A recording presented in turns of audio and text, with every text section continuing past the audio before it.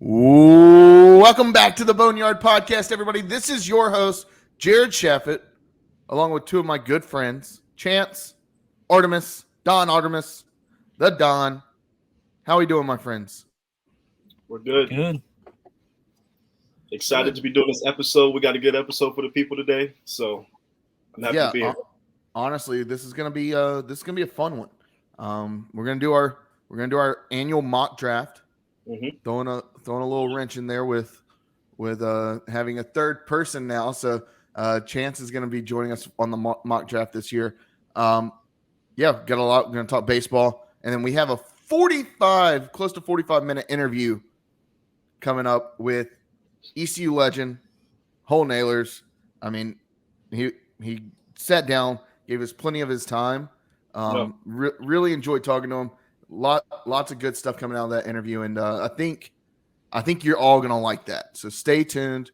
It's in the back half of the show. You're gonna love it. I mean, after I know Artie and I used to say this a lot, but after we got off the interview, after Holton hung up, it was really a time where we sat down and we were like, man, that was a good interview, and we could have gone on for probably an hour and a half. Yeah, we usually could have done an hour and a half of Hope easily. So lots of good stuff, lots of fun stuff in there. So stay tuned. But this is episode number 145. Artie, Chance, do you have a number 45 for me? Yeah, I found one a while ago, actually. I was waiting. Who is it? Yeah. I'm gonna go with Archie Griffin. Okay. The name sounded so familiar when I heard it, and then I realized why. He was the only two-time Heisman Trophy winner, and you could probably say he's the best college football player of all time. Yep. Yeah. That's a good one. Artie, you?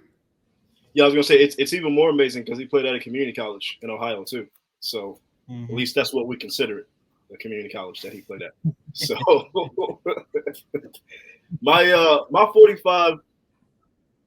I don't actually have a 45, but you know what? I'm gonna bring up a name just because I can, and he wore 45, and that's MJ.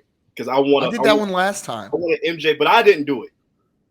So, and I want an MJ 45 jersey. I really do. Those are hard to find. It's hard to get your hands on a Michael Jordan 45 jersey. Can you not custom make one? I mean, yeah, you can custom it, but I want like a Mitchell and Ness. Like I want like an authentic, like really nice. I don't want some just fanatic MJ jersey. I want mine to be nice. Feel that. Mine, guys. I mean, hockey playoffs just started.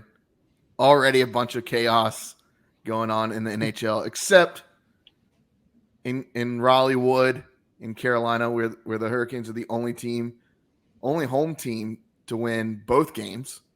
So I mean, it can't be done by anybody else to start the series. So Hurricanes are in the playoffs playing the Islanders. But mine is interesting. Number 45, he played a total of 7 games for the Hurricanes. He's one of 2 guys since the team moved to Carolina in 1997 to only play in the playoffs for the Hurricanes. Never play a regular season game. Sami Vatanen. That's a lot of vowels. Finnish guy.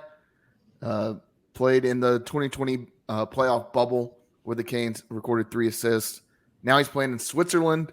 After playing for Carolina, I think he signed free agent with Dallas, played there for a year, and then shipped off back over to Europe.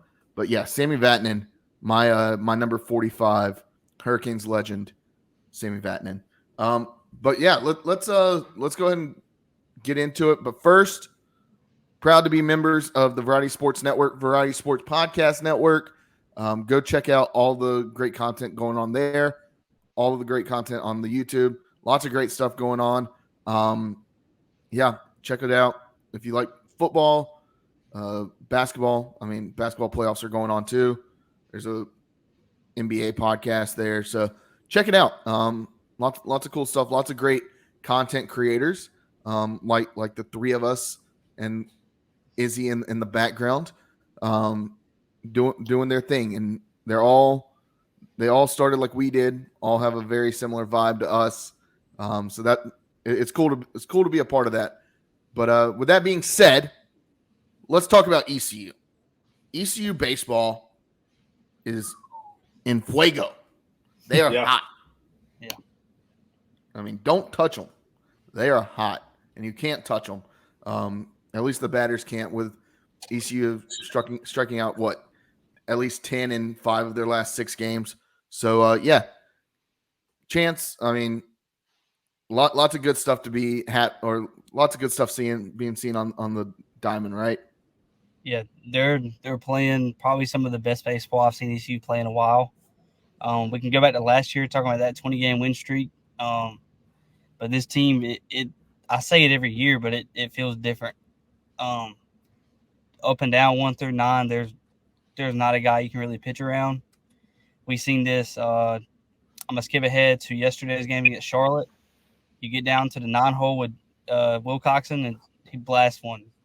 The pitchers have nowhere to go in this lineup, and that makes you really scary come time for tournament time and regional, and hopefully a super in Greenville again. I mean, I feel like I can't even talk about this team anymore. I feel like I say the same thing every week. They're getting better and better. Rotation's good. This is going to be a scary team not only this year, but in years to come.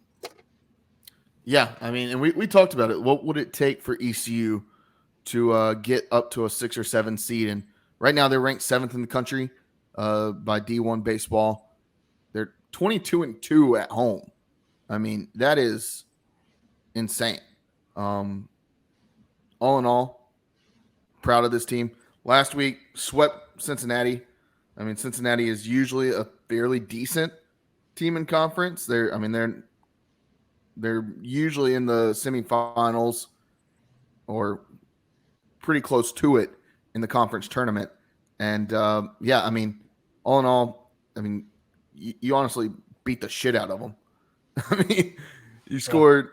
You scored what they what? did to Cincinnati is borderline criminal.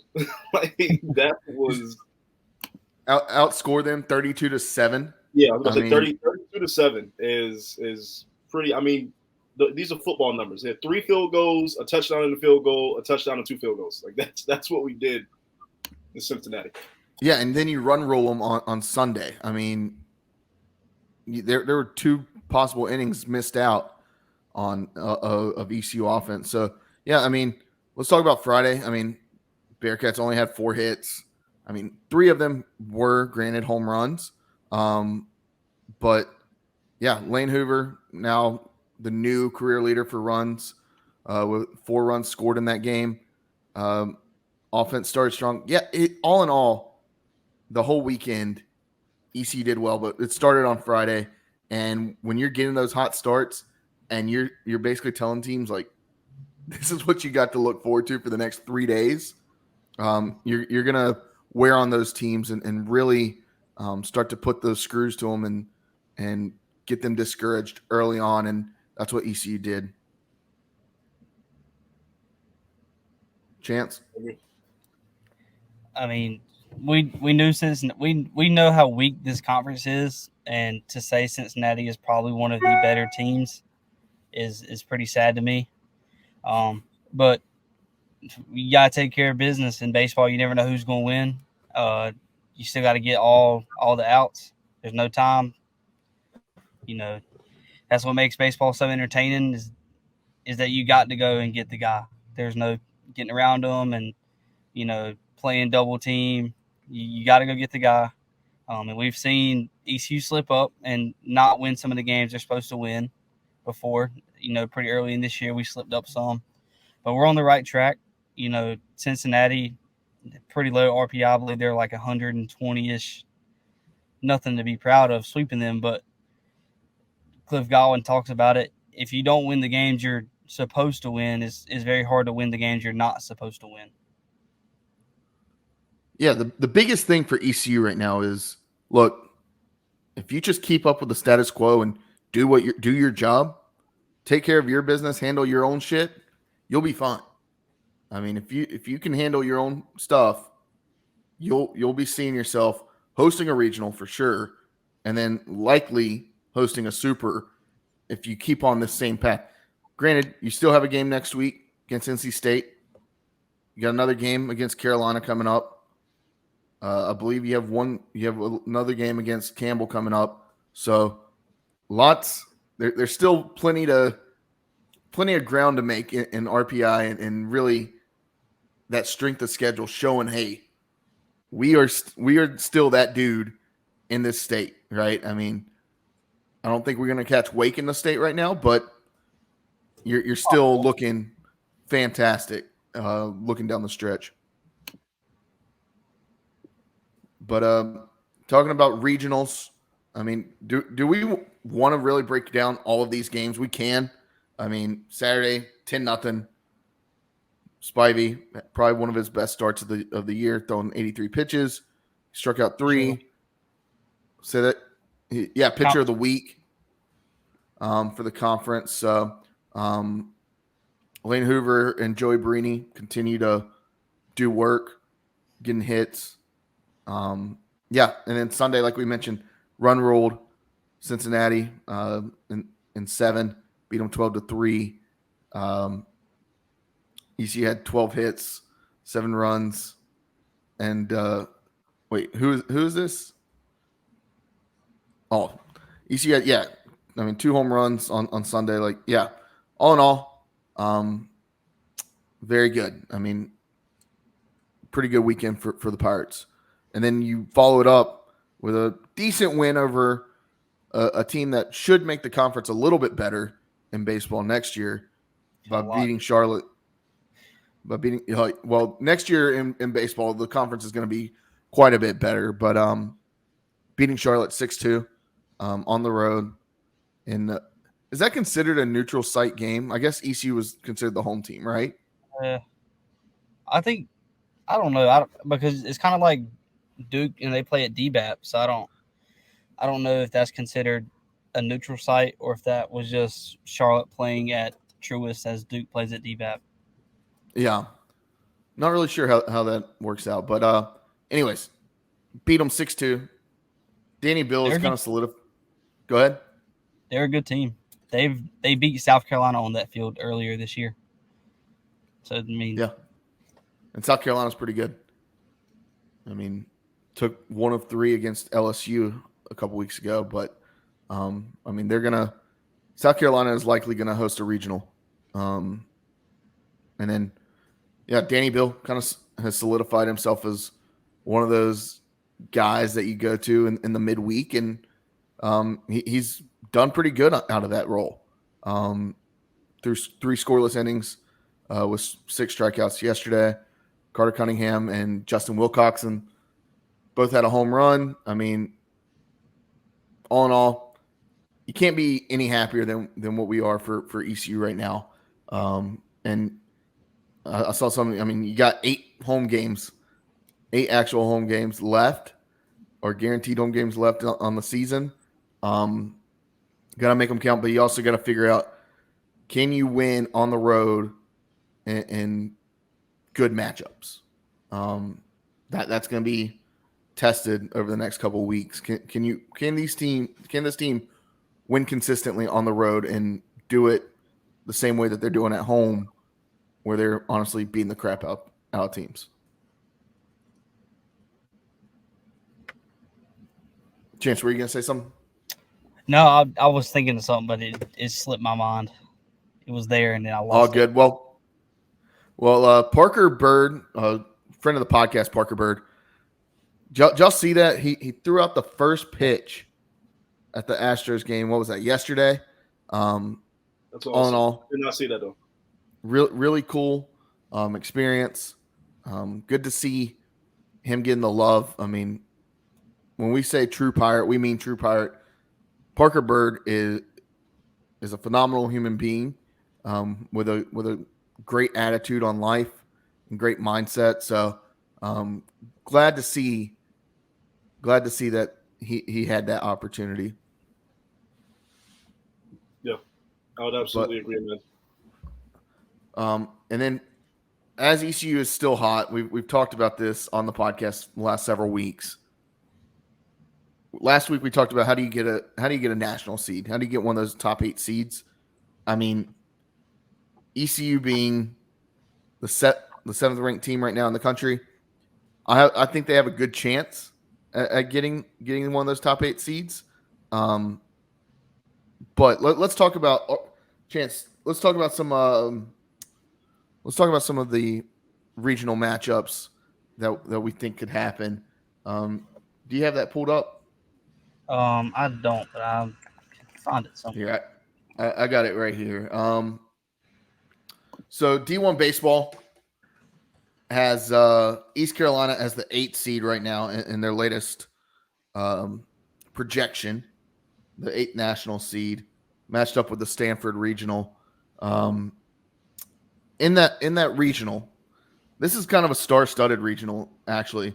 You got Duke, who, I mean, ECU was shut out against earlier this year at DBAP as the 2 seed.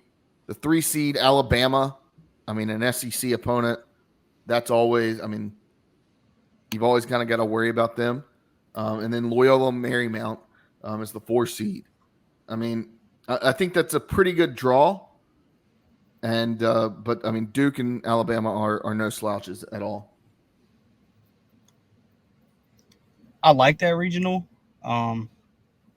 Duke is probably the only team that I'm more worried about getting out of Duke in the regional than I would be beating a Stanford team. But if we do pull that regional and we get an SEC team as a 3 seed, we're extremely lucky. Yeah.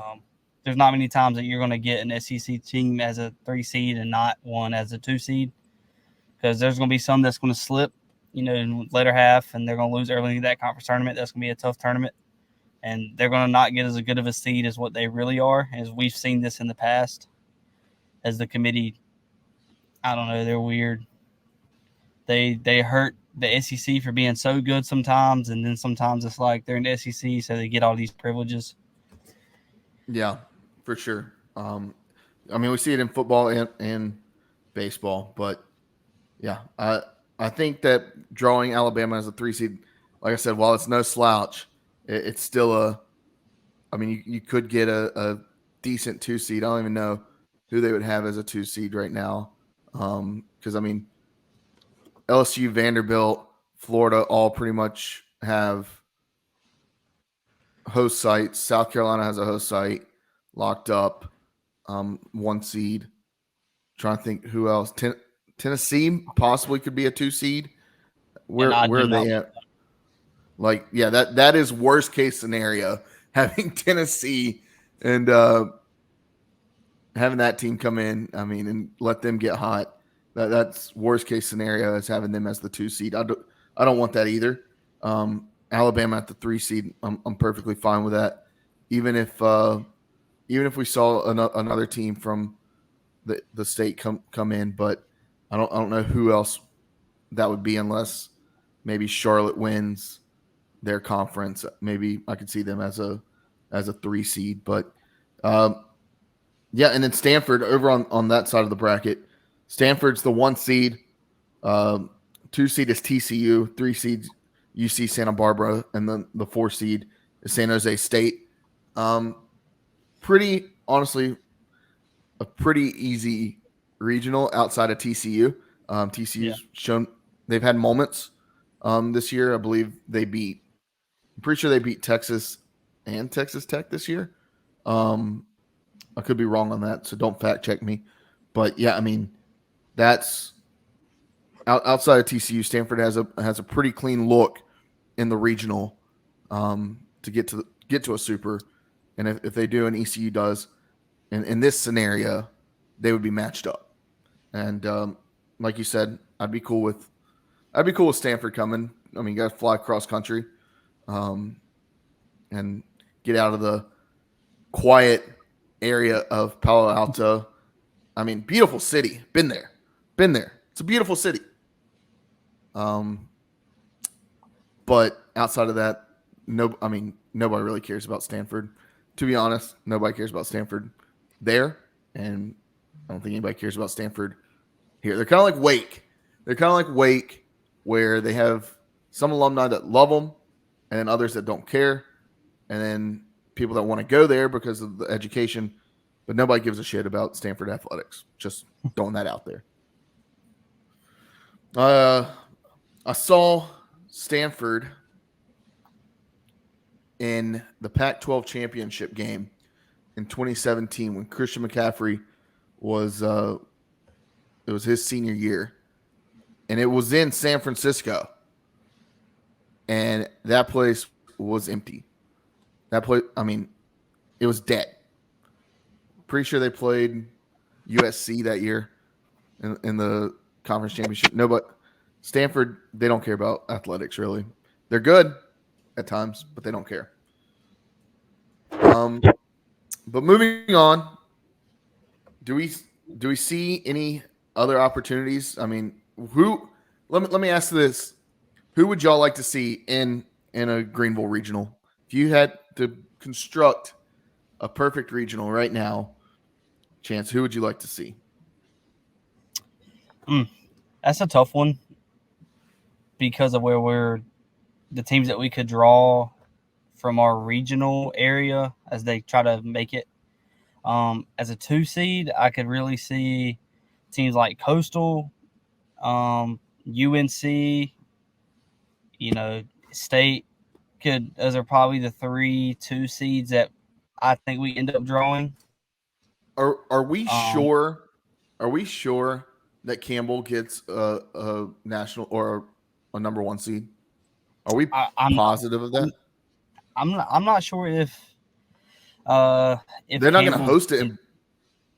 They're not going to host it there. They're going to host it probably in Fayetteville. They're going to host it. What I've heard is if they get it, they're going to host it at Fayetteville, which means they have to get Fayetteville's permission. And, the committee's not going to want to wait that long and go through all those loops to just let Campbell host. All 12 Campbell fans. I think they deserve to host. If the season was to end right now, I feel like you have to let them host because I feel like we were in their shoes a while back of being good enough to host things, and we just were looked right over because of our name on the front. Yeah, I mean, it's tough.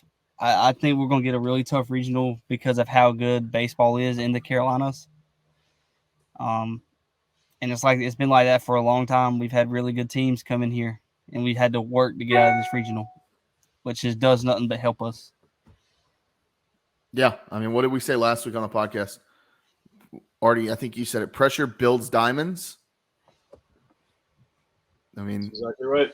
But I do not want to see any part of Campbell coming in to Greenville for a regional. I mean, if that's the case, if they can't host, somebody's going to get screwed because they should be a host, and if they're the 2 seed, they should be going honestly probably to the 16 seed.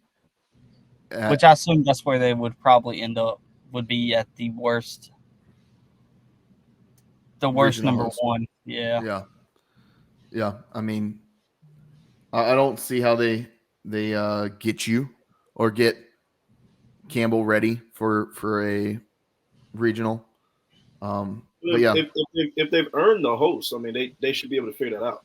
Right? But you have to have so many seats. I think it's like you have to have like at least 4,000 seats, and right now they're like 1,500. Yeah, they're not a lot. And they would have to add a bunch of bleachers to their stadium or host it somewhere else like a Fayetteville. And you've got to have like all of that buttoned up before the committee makes their decision. You've got to like submit an application. It wouldn't be as fun as like why are you even going to host at Fayetteville when you could have gave it to some team and they could have had a real crowd with real money? Exactly. I mean, so it's an entertainment thing over a you've earned it thing. I got you. That's kind of how it is with most sports anyway. So that's why I think we lucked into a national seed last year is because they wanted to see exactly what Greenville would bring because they know what Austin's going to do in a super regional. You just know. Greenville's never been there, and we proved last year that we have one of the best baseball atmospheres in college baseball. We definitely have the best in the Virginia, Carolina, the off-brand Carolina in the South. Yeah, I mean, I just don't see how. I don't see how like. I don't see how they host, and that's unfortunate. They deserve to host, like Artie said. They deserve to host. They're good enough to host, but I just don't think they can get it ready in time.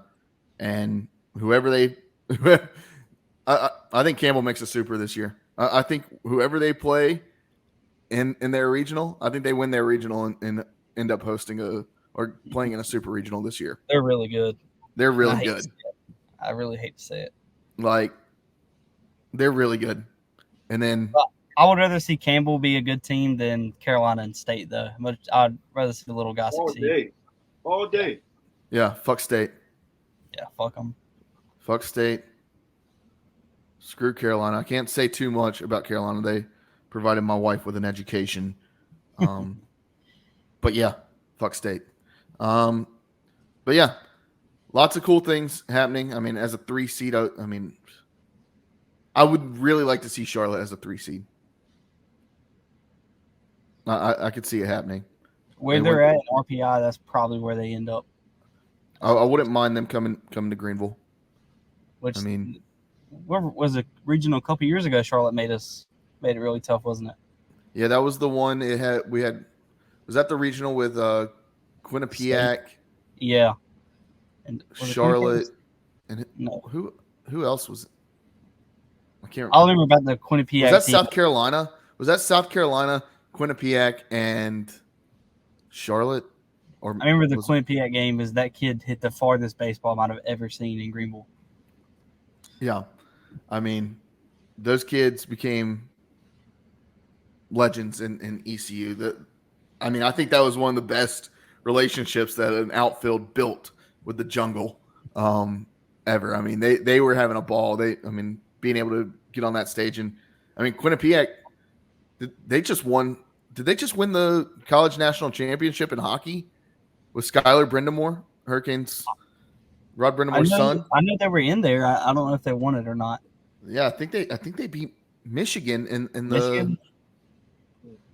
Yeah, so but moving on, do we have anything else on baseball? We can talk about baseball all day long, but do we have anything else? No, I don't think so. All right, ECU.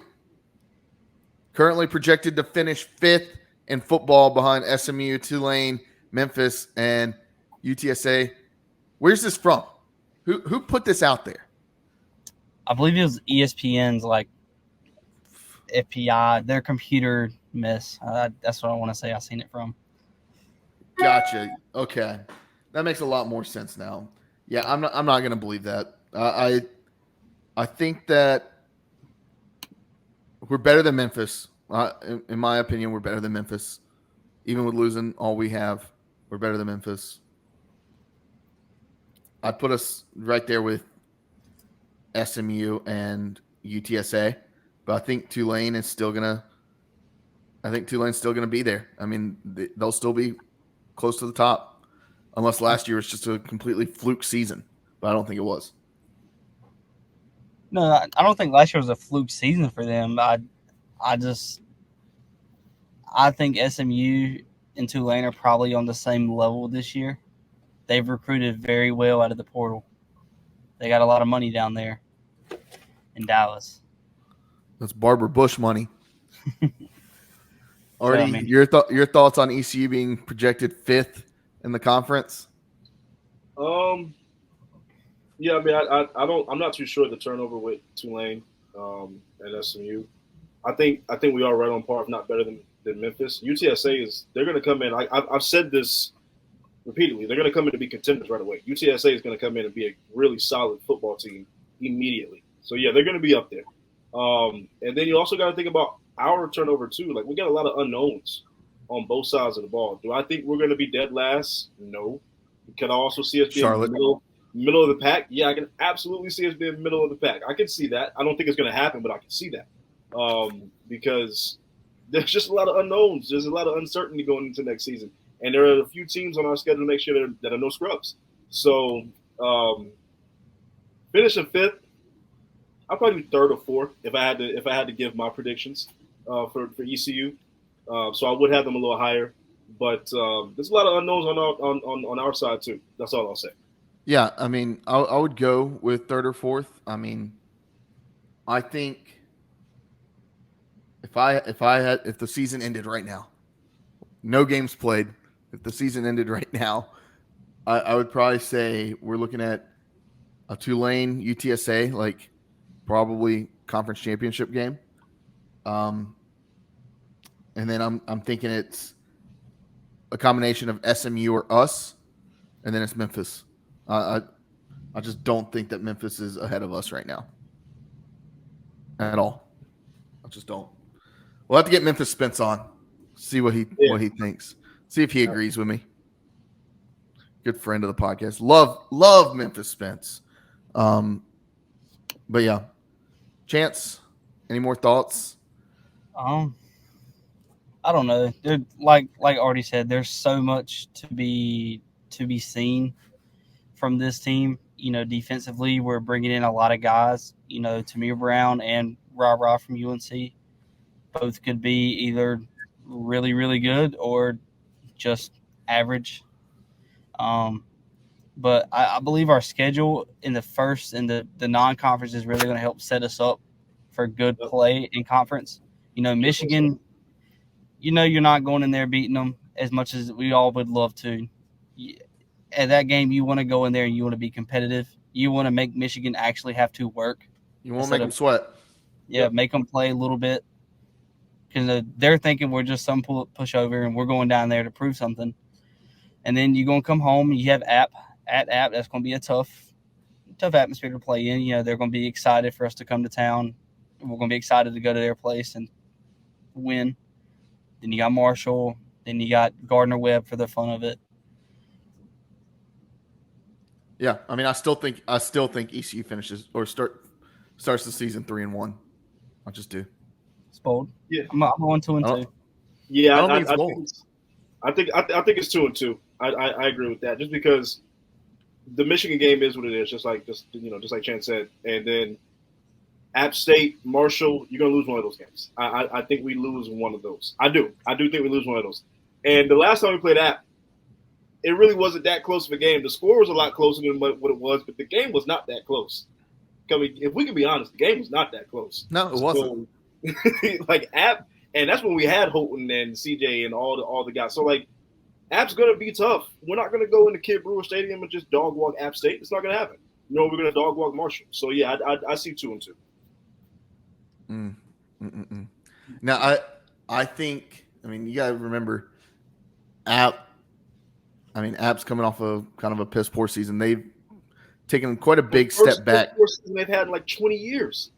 Yeah, I mean, granted, most of those years were spent playing at the FCS level. But I mean, I don't know. I think Greenville, I think ECU fans are going to take over Kid Brewer. I just do. I think we're going to see it. Like, we're going to prove. Nah. I mean, I don't know if we take over, but we're definitely selling out our allotment of tickets.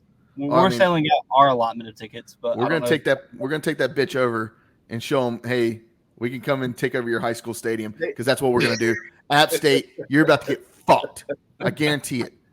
I mean, they sell out their stadium too, I'm starting the trash talk right now. Right now. App State, I mean. I don't know if you've ever been to a game at Kid Brewer. No. They fucking love App State up there. I know they do. I know they do. All 15,000 of them pack in there real tight. They find out how to use MapQuest and get there. Finally get there. They get there in their horse and buggy and drive up the mountain to Boone. App. I want this rivalry. App and ECU needs to play every year, and the gold rivalry or something like that. I don't know. But fuck App. Why you hate App so much, man? I don't know. Just a bunch of potheads. Happy 420. Blaze it. Hey, listen, Yeah. there's nothing wrong with smoking a little marijuana, okay? Marijuana. Hey, Wrong. do what you need to do.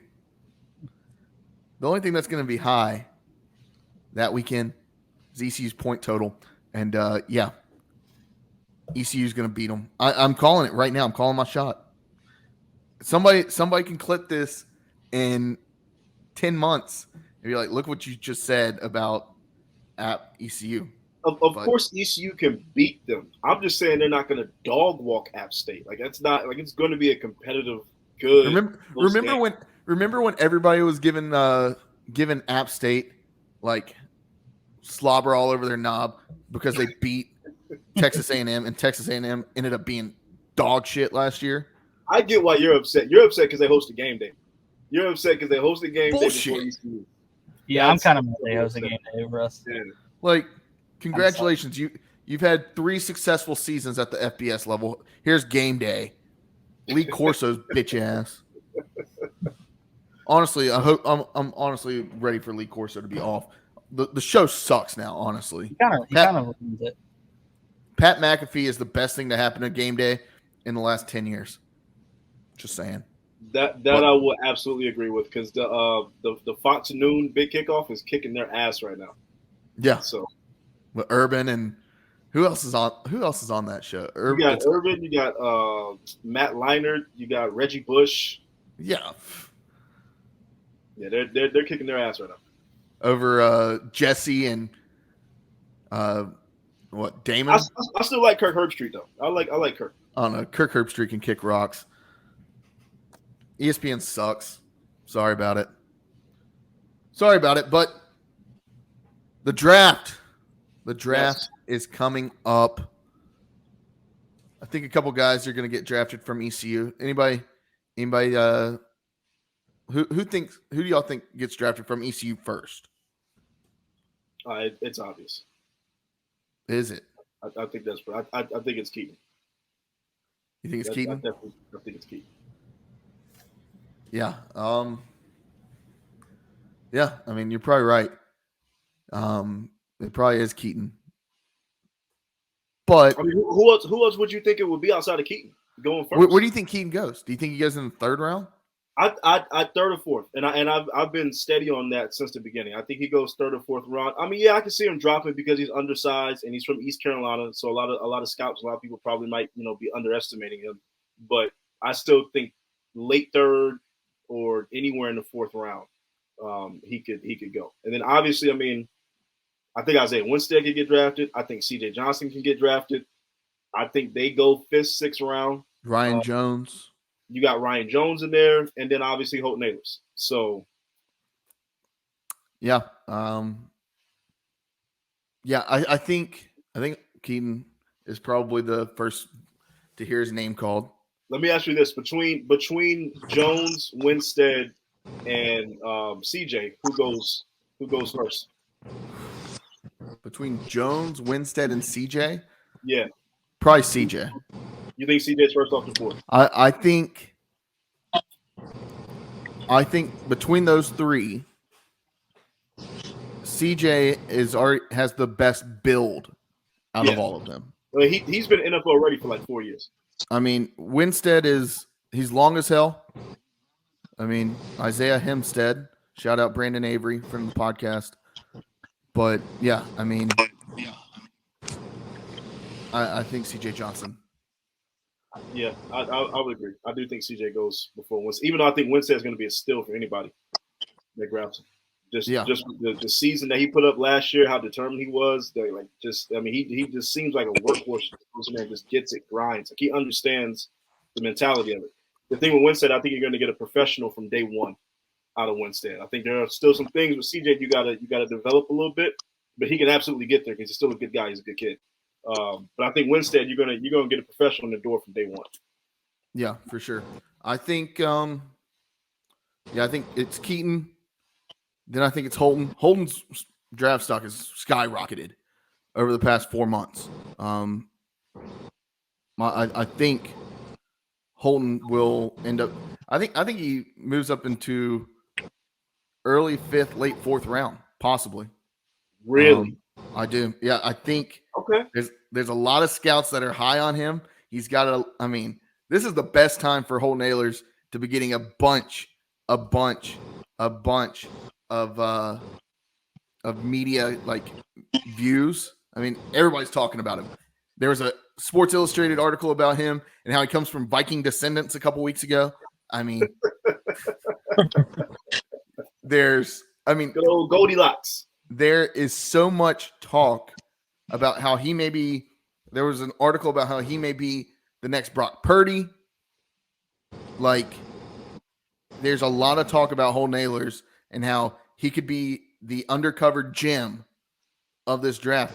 That with all this media coverage, a team might be like, "Oh, we need to grab this guy quick and pick him up in the 4th round, 5th round." The one caveat to that, though, is that he has to go to a good organization. He has to go to a stable, solid organization that can develop him into what they hope maybe could be a Brock Purdy or, one of these guys. Like Brock Purdy in San Francisco is a match made in heaven. He went to a phenomenal organization with phenomenal coaches that knew how to develop his talent, right? Like, he's not going Holton Ahlers is not going to Houston and going to be surrounded by a good organization. That's what I don't want that for him, right? Like, I want him to be able to go to a solid organization that already has maybe somebody in place or somebody in mind, but they're going to bring Holton in and say, okay, this is a kid we can develop and turn into something special with down the road. Yeah. No, obviously we don't know if that's going to happen. I hope that happens for Holton. Yeah, I think it could. I think it could.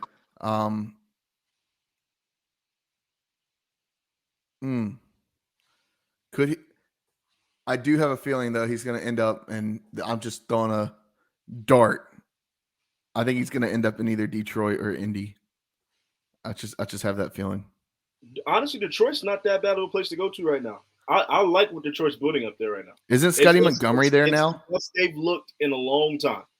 Honestly, it's the best Detroit has looked in a very long time. I like what they're building up there. Scotty Montgomery's yeah, I mean, Scotty Montgomery, the assistant head coach and running backs coach of the Detroit Lions right now. He'd be back with the guy that recruited him. I mean, it sounds like a match made in heaven. I mean, he'd be back with the dude that literally recruited him to ECU. So, yeah, I mean, Chance, your thoughts? Where do you see Holton landing? I don't know. There's a lot of guys that are just over Holton because of where they played. I think Donnie Kirkpatrick had a lot to do with Holton's stock not being probably where it should be. We didn't see a lot of really good NFL routes, NFL type of systems that Holton never played in. But we seen through when Holton had his pro day, that might have been the best I've seen Holton throw on the run, in the pocket. He had, there's no defenders out there, but, he looked like a solid backup in the NFL. It's going to be tough for Holton transitioning from a just throwing an out route, a long ball to the sideline, to actually having to probably read a defense more. Mm-hmm. It's he's got all the talent in the world. He's got a really good arm. He's smart. He's big. That's going to help him. He's got like a Josh Allen-esque mold, and I think that helps him. So I think I have him going late 5th. Some teams just going to take a chance and throw a shot in the dark with him. And he's got if there's a quarterback in this class, I think could be a real steal. After the first round, is probably Holton. Yeah, for sure. I would absolutely agree with that. And there's so many quarterbacks going in this draft too. It's insane, especially in the first. I think there's going to be 4 or 5 quarterbacks going in the first round. So, yeah, and as a guy, I mean, let's talk about a guy that was basically a career backup. I mean, he had opportunities to start, but I look at a guy like Mike Glennon, right? And that man earned nearly $30 million as basically a backup quarterback in the NFL. I mean, if I'm Holton Ahlers, they say that's the best position in football to have. Is to be the backup quarterback, because you're not right there. You're not good enough to start. You don't have all the pressure on you, but you're not bad enough to not be on an active roster. Like you're good enough to be number 2. So they say that's the best position in football.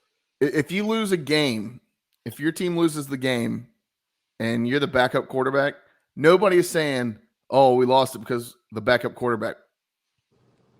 I mean, they may say, "Oh, we had to put the backup quarterback in, so we lost," but they're not saying, "Oh, that's the main reason we lost." And obviously, I mean, we're not hoping that Holton is a career backup quarterback. We want him to, obviously develop into a starter at some point. But that's why I was saying, going to a good organization, he has to develop into an NFL quarterback.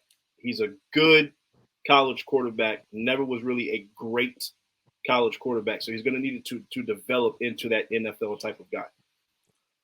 What about Green Bay? Yeah, I don't trust Jordan Love. Yeah, I don't think they go. I don't think they go on Holton. Honestly, I don't think they. I don't think they go that route. I don't know. Well, we'll see. But first, let's talk to the man himself. We've been talking about him quite a bit. Holton Ahlers, like I said earlier, sat down with us for 45 minutes, 44 minutes or something like that. And we had a great conversation, Artie and I did. And here's our interview with Holton Ahlers. Let's be honest, you're here because you love sports. We love sports too. And our friends over at Row One Brand love sports as much as we do. Row One Brand sells sports wall art, sports gift watches, and vintage apparel with ornamental designs created from real game ticket stubs and vintage sports memorabilia in their collection. If you want some vintage Golden State Warriors memorabilia, they have that too. It's a sports collector's dream website for anything sports related. Go over to row1brand.com to check out their great inventory. And when you use the promo code VSP15, you'll get 15% off any item on the whole site. That's code VSP15 for 15% off any item on the site. So click on the link below and go check them out. Row Run Brand, America's best vintage sports art, sports gifts. Our next guest on the Boneyard Podcast, everybody, this is somebody that we've been waiting to have on and really trying to get on for a little bit now. He's such a busy man. We were talking about it before he came on. 5-year starter, ECU quarterback, Holton Ahlers. Welcome to the Boneyard Podcast. How you doing, my friend?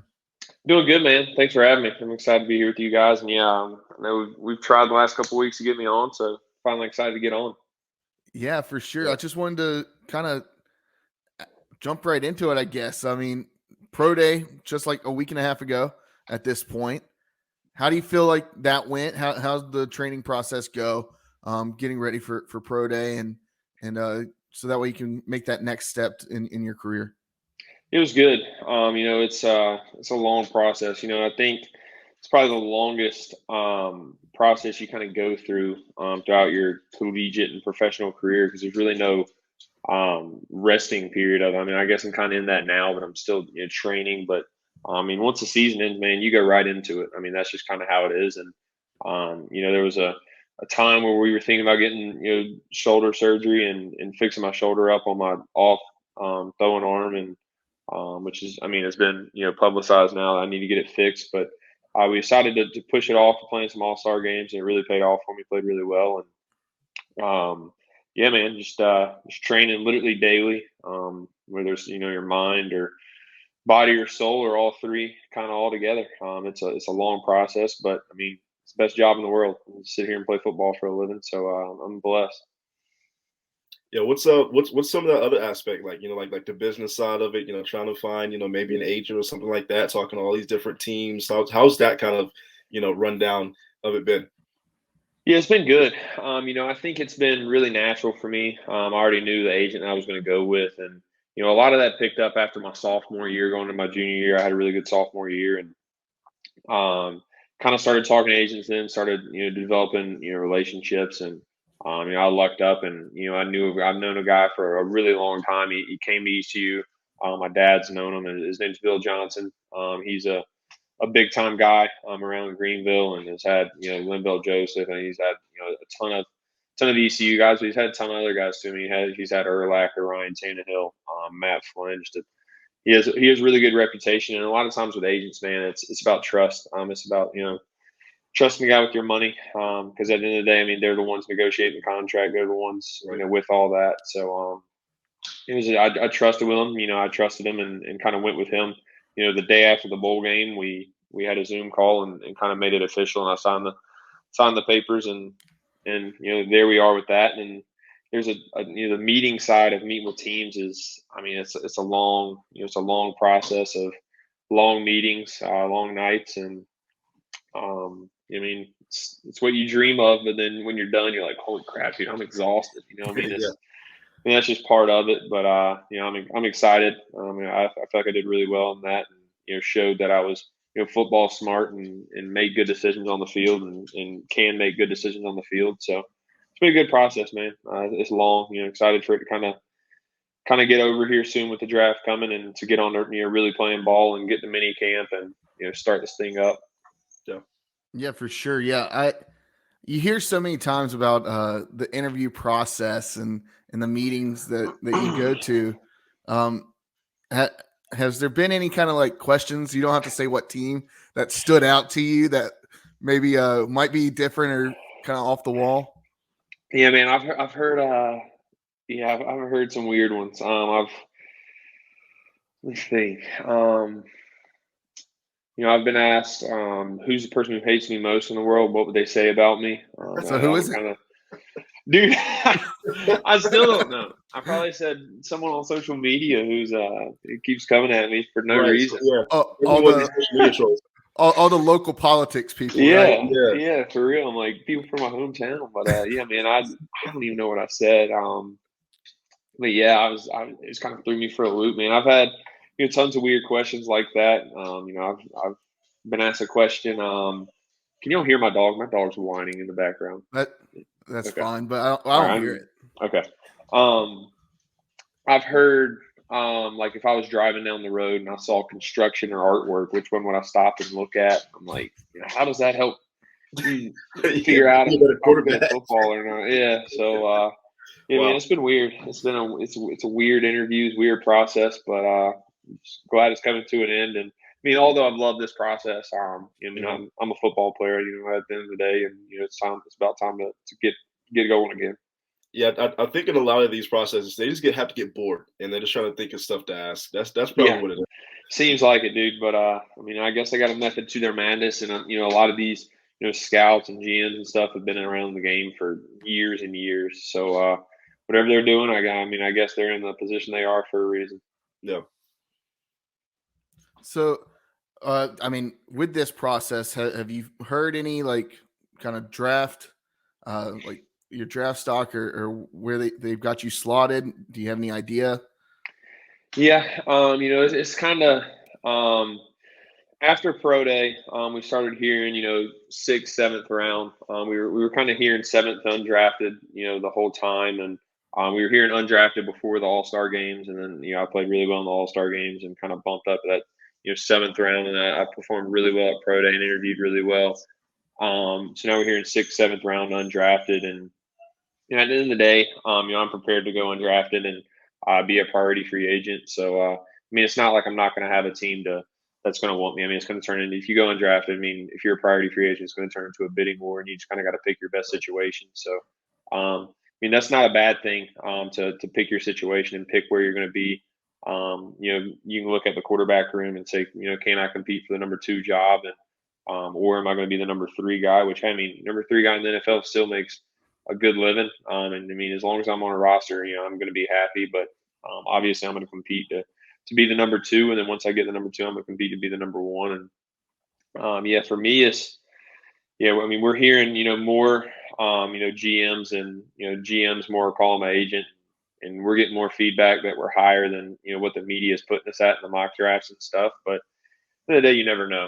I mean, that's just how it is. I mean, there's surprises all the time. So if the surprise is me going in the 6th round, or if the surprise is me going undrafted and not hearing from a team for 2 days or something, I mean, I'm prepared for all of it. But when I do get my chance, I'm gonna make the most of it, kind of like I've always done. And Holton, kind of going off that, because whether you get drafted or you go, undrafted, you're going to get a call. Like a team is going to call you. A team's going to say, "Hey, we want you to be a part of our organization. Help make us better." What do you think that is going to feel like? When you get that call, you're around your family, and it's like, wow, like this dream that I've had since I was a kid is finally being realized. What do you think that's going to feel like?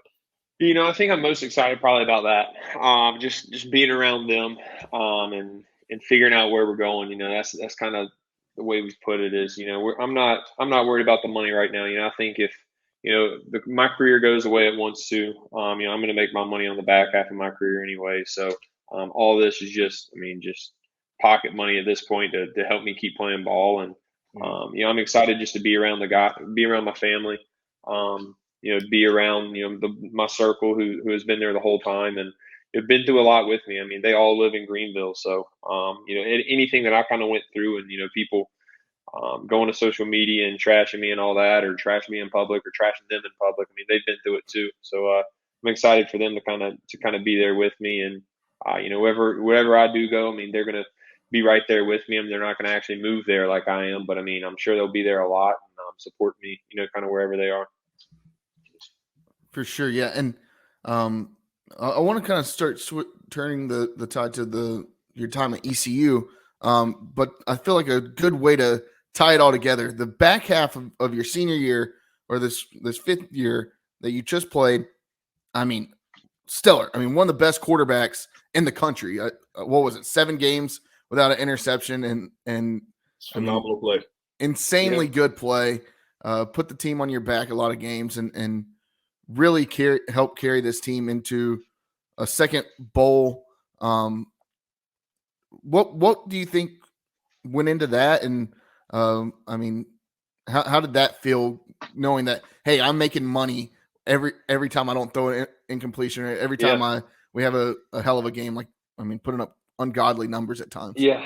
I mean, it felt good. I think, this team, this offense this past year, I mean, you look now and we got 5 dudes who can literally get drafted from our offense from this past year. And I mean, there ain't a group of 5 teams that have that. And I mean, I don't know if ECU's ever really had 5 true guys that can get drafted on the same side of the ball in the same year. And you look and you're like, dang, we could have won so many more games. And I mean, you're going to do that every year. But we knew that, it was going to be a little bit of growing pains early, just because we had 2 of our top receivers this year were transfers, with Zay and Jalen. So we knew that it was going to take time, a little bit of time to get them used to it, to get them going. And kind of once they got comfortable, and once I got comfortable with them, and we got rolling. I mean, obviously we already had CJ and Ryan and Keaton and Rajay coming back, and Shane that we were comfortable with. And, once we kind of got them and got, Jalen and Tig in the right offense and kind of figured out, their style of play, I mean, we really started rolling that back half of the season, and that's what you saw. Yeah. And Holton, talking about the culmination of your career, I mean, you're so mature, you're smart, you're wise beyond your years, to be honest with you, for how young you are. And I don't think that's just because you're at ECU for 5 years. I really feel like it's because you went through the gauntlet of the ups and the downs, the highs and the lows of being the starting quarterback at a big time program. So kind of talk us through what that was like, your 5 years at ECU. Kind of coming in, it was rough. We all are not going to be ignorant here. We know it was rough to start, and turn the ship around. Coach Houston came in, team got back on track, play got better. Like, what was that like? Kind of going through those highs and those lows in your 5 years at ECU. Yeah, man.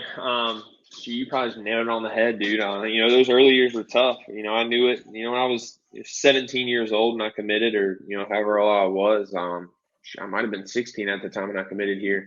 I had bigger offers, and I knew that that I was gonna, it was gonna be a tough couple days or tough couple years. Dude, can you hear my dog? 1 second.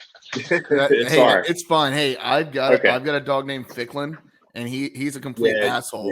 Yeah. Okay, let me go put her literally outside. She's right at the door. I'll be right back. All good. Yeah. This is the beauty of doing the kind of podcast we do, Artie. I mean, being able to Hey, anything can happen. Anything can happen when you go live, Jared. Hey, anything can happen. Holden, what's your dog's name? Wrigley. I'm a Cubs fan, man. Oh. Yeah, I'm a Cubs fan. I'm a White Sox fan myself, but that's okay. Okay. How are you a White Sox fan? How are you not a Cubs fan? I'm from the South Side of Chicago. So okay. Dang. Yeah. Yeah. It's in my Tinley Park. Heck yeah. Absolutely. But okay, so what we were on just my career and all that. So yes. Yeah, dude, when I committed, I knew that was gonna be a rough process. I remember sitting with my family and really my older brother. I think my family was so good about not pushing ECU, and a lot of people thought that he's easily going to go to ECU, and it really wasn't that. I thought I was going to go to state. Literally, when I went to bed the night before signing day, I was going to state. I don't know if I've really said that publicly. And I woke up the next morning. I was like, dude, I got to go to ECU. I got to change this place. And I love the city too much. And obviously, I grew even more in love with it. The longer I stayed, experiencing what I experienced here, and it was tough. Those first 2-3 years were about as brutal as they could have possibly been for me. There was times, sitting in my house. I mean, it's lonely being the starting quarterback for a losing team. I'm just being completely honest with you. In your hometown, and you go through a lot, and you find yourself, and I think you find out who really cares about you, who's in your circle, and I did, and that's the same circle that I have today once we started winning. And it was a long process. I probably could have went somewhere that had been a lot easier, a lot more smooth, but I wanted to be the one that changed this program and to be remembered here for the guy that did change it. So I'm proud of that, man. And hopefully we'll always be remembered that way. That's awesome. Yeah. And I can assure you that you will be remembered as for sure. One of the leaders in that locker room that helped change the landscape of this. Yeah. And I'll never forget where I was. I watched your commitment live. Yeah. And I wasn't there, but I remember watching it on video, and everybody saying, "Oh, he just got a call from Nick Saban." Oh, he's talking that like Alabama's trying to get him. NC State's like really hot on him. Dave Doran, and I was like, "Oh shit!" Like, there's why would he? I was sitting in Moe's. I was sitting in Moe's, eating my lunch, and I was like, "Oh my gosh, he's not coming." He's like, we're going to miss out on a hometown kid. It was tough, man. It really was. I got offered by Florida the night before. Obviously got a call from Bama, and Coach Jordan and I still have a great relationship to this day. So it was hard. It was stressful for, a young kid that, when you're that young, you don't know nothing about nothing. And I still don't know barely anything about life, and just kind of learned along the way. And I knew that it was going to be hard, but back then, hard for me wasn't what I thought it was, because it was way harder than I thought it was going to be. There was a lot of tough days, and one of the things I didn't realize was how much I would be, kind of ridiculed and critiqued, early on. I thought it was, kind of be a rebuild, and people understood that, and I certainly understood it. I knew when we were committed. I knew my freshman year and sophomore year we weren't going to sit there and win 10 games or get, even really get to a bowl game. I knew it was going to be a long process, and that's something that I wasn't really naive about. I knew that it was going to take a while, and I committed to a coach that I knew probably wasn't going to be there within the next few years. And I for real, committed to the city and committed to the university, and did it kind of that way. And then really with NIL now, when it came up, and I had opportunities to go elsewhere, and could have quit that mission that I had, and win a bowl game, and kind of stuck with it. Yeah, I think that's interesting that with the NIL deals and everything going on. The transfer market is wide open. Can you talk a little bit about like some of those opportunities that maybe you had that you chose to stay in Greenville for? There were schools that there was a lot. Yeah. I don't want to call them out because you don't have to call them out by name. We can talk about that off air. There was an SEC school, and there was a couple of ACC schools that I mean, obviously needed a quarterback at the time, and yeah, I mean, it was a tough process, and that's what Coach Houston's at now. Is thankfully, I'm kind of glad. People are like, you weren't there during the prime NIL days, and you were just there for the beginning. I'm like, dude, I'm glad. I mean, you're a college athlete, like. I'm all for making money for your name. And, I do think that the NCAA has kind of screwed athletes over the last however many years they've been here. And I'm glad NIL is there, but I'm glad I, got a little bit of money in it. But I'm also glad that I am not sitting in business meetings and doing all this rather than focusing on football. I came to college to play football and get a free education. And, I'm glad I did make some money along the way. And I think athletes should make, as much money as they're worth. I'm a firm believer in that. But I'm glad I'm not the athlete doing it because there's gonna be a lot of contracts that you're gonna be signing that kids probably. I still don't know how to really read a contract. But when I got my agent's contract and when I get all these contracts with endorsement deals now, I got people looking over them. Sign a contract when you're 18 years old going into college for an NIL deal. You don't know what's on that contract, and you saw that with the Florida kid. And there's gonna be a ton of other examples that there's gonna be a lot of stuff going on. And you look at, you're gonna get kids. For example, Carolina basketball had all the talent this year in the world. They didn't win. That's the thing, they didn't win, but they were sure making money. And I think I'm not saying it's blamed on NIL, but they're gonna sit there and they're gonna have to be in these meetings and talk to these boosters when normally you wouldn't do that. You just be focusing on ball.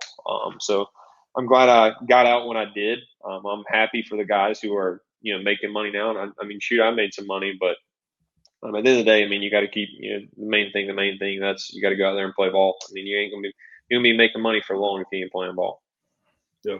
And I'm honestly glad you pointed it out because Jared and I were talking about that just a few weeks ago. The NIL is great. But with these college kids, it's kind of taken away from just going out and grinding and playing ball and getting better as a student athlete. That NIL is really kind of, taken away from that aspect. So I'm happy that you brought that up. Yeah. I kind of want to ask you, signature moments at ECU. I know you've had a few of them. I know there's a lot probably running through your brain. What are a few signature moments that you can give us? You're like, yeah, this is a moment that I will never forget on the field at my time at ECU.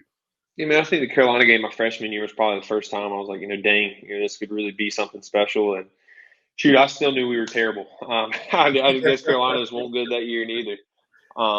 But yeah, I think that freshman year, that Carolina game was the first game I played. I didn't play the ANC game when we lost. Mo sat me down and said that that they were going to use me that week, and I said, oh, thank God. Shoot, we need to do something different. So that's made the most of my opportunities. I think I had 3 rushing touchdowns that game, 3 or 2. Had some big ones. Had one on third down.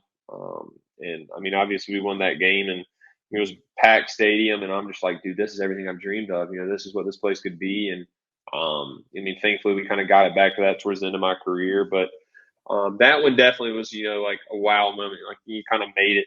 I hadn't made it at the point, but that game certainly feels like I did. I was 18 years old out there playing in front of 55,000 people, and then probably just the bowl game. Winning that, experiencing that week and winning. That's something I'll always forget. Always remember. Never forget it. John Howell just said that. But yeah, I think those two kind of the beginning and ends of my career here at ECU are something that I'll remember forever. And that bowl game was special. Literally, I was out there playing. I was like, dude, this feels like a dream.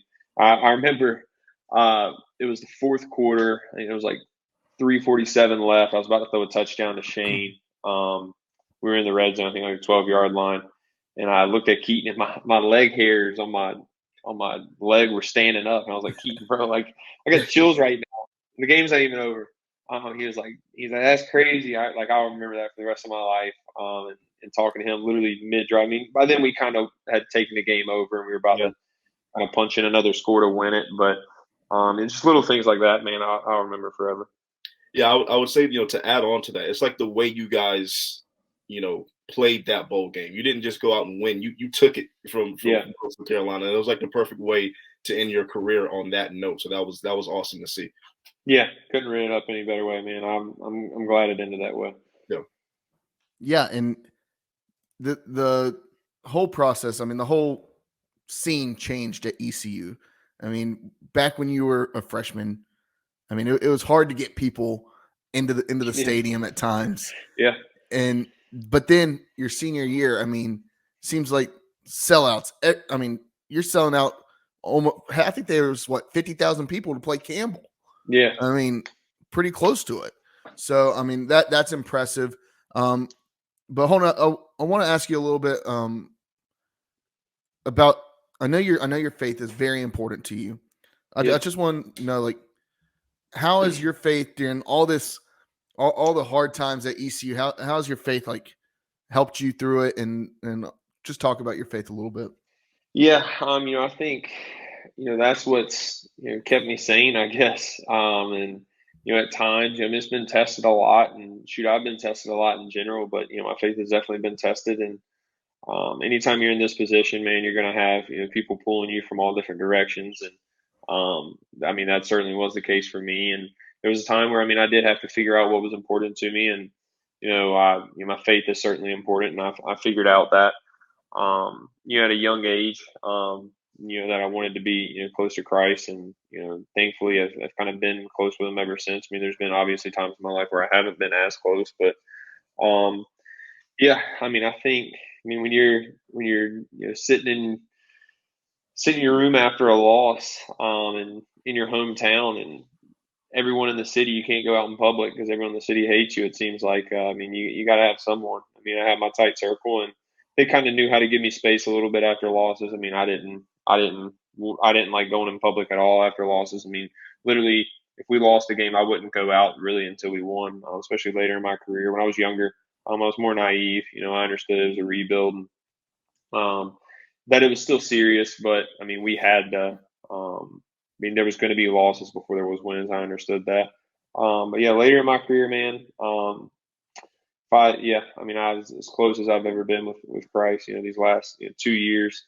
So this is a continued relationship that, I build every day, whether it's reading or going to church or talking to Pastor Aaron at Open Door where I go.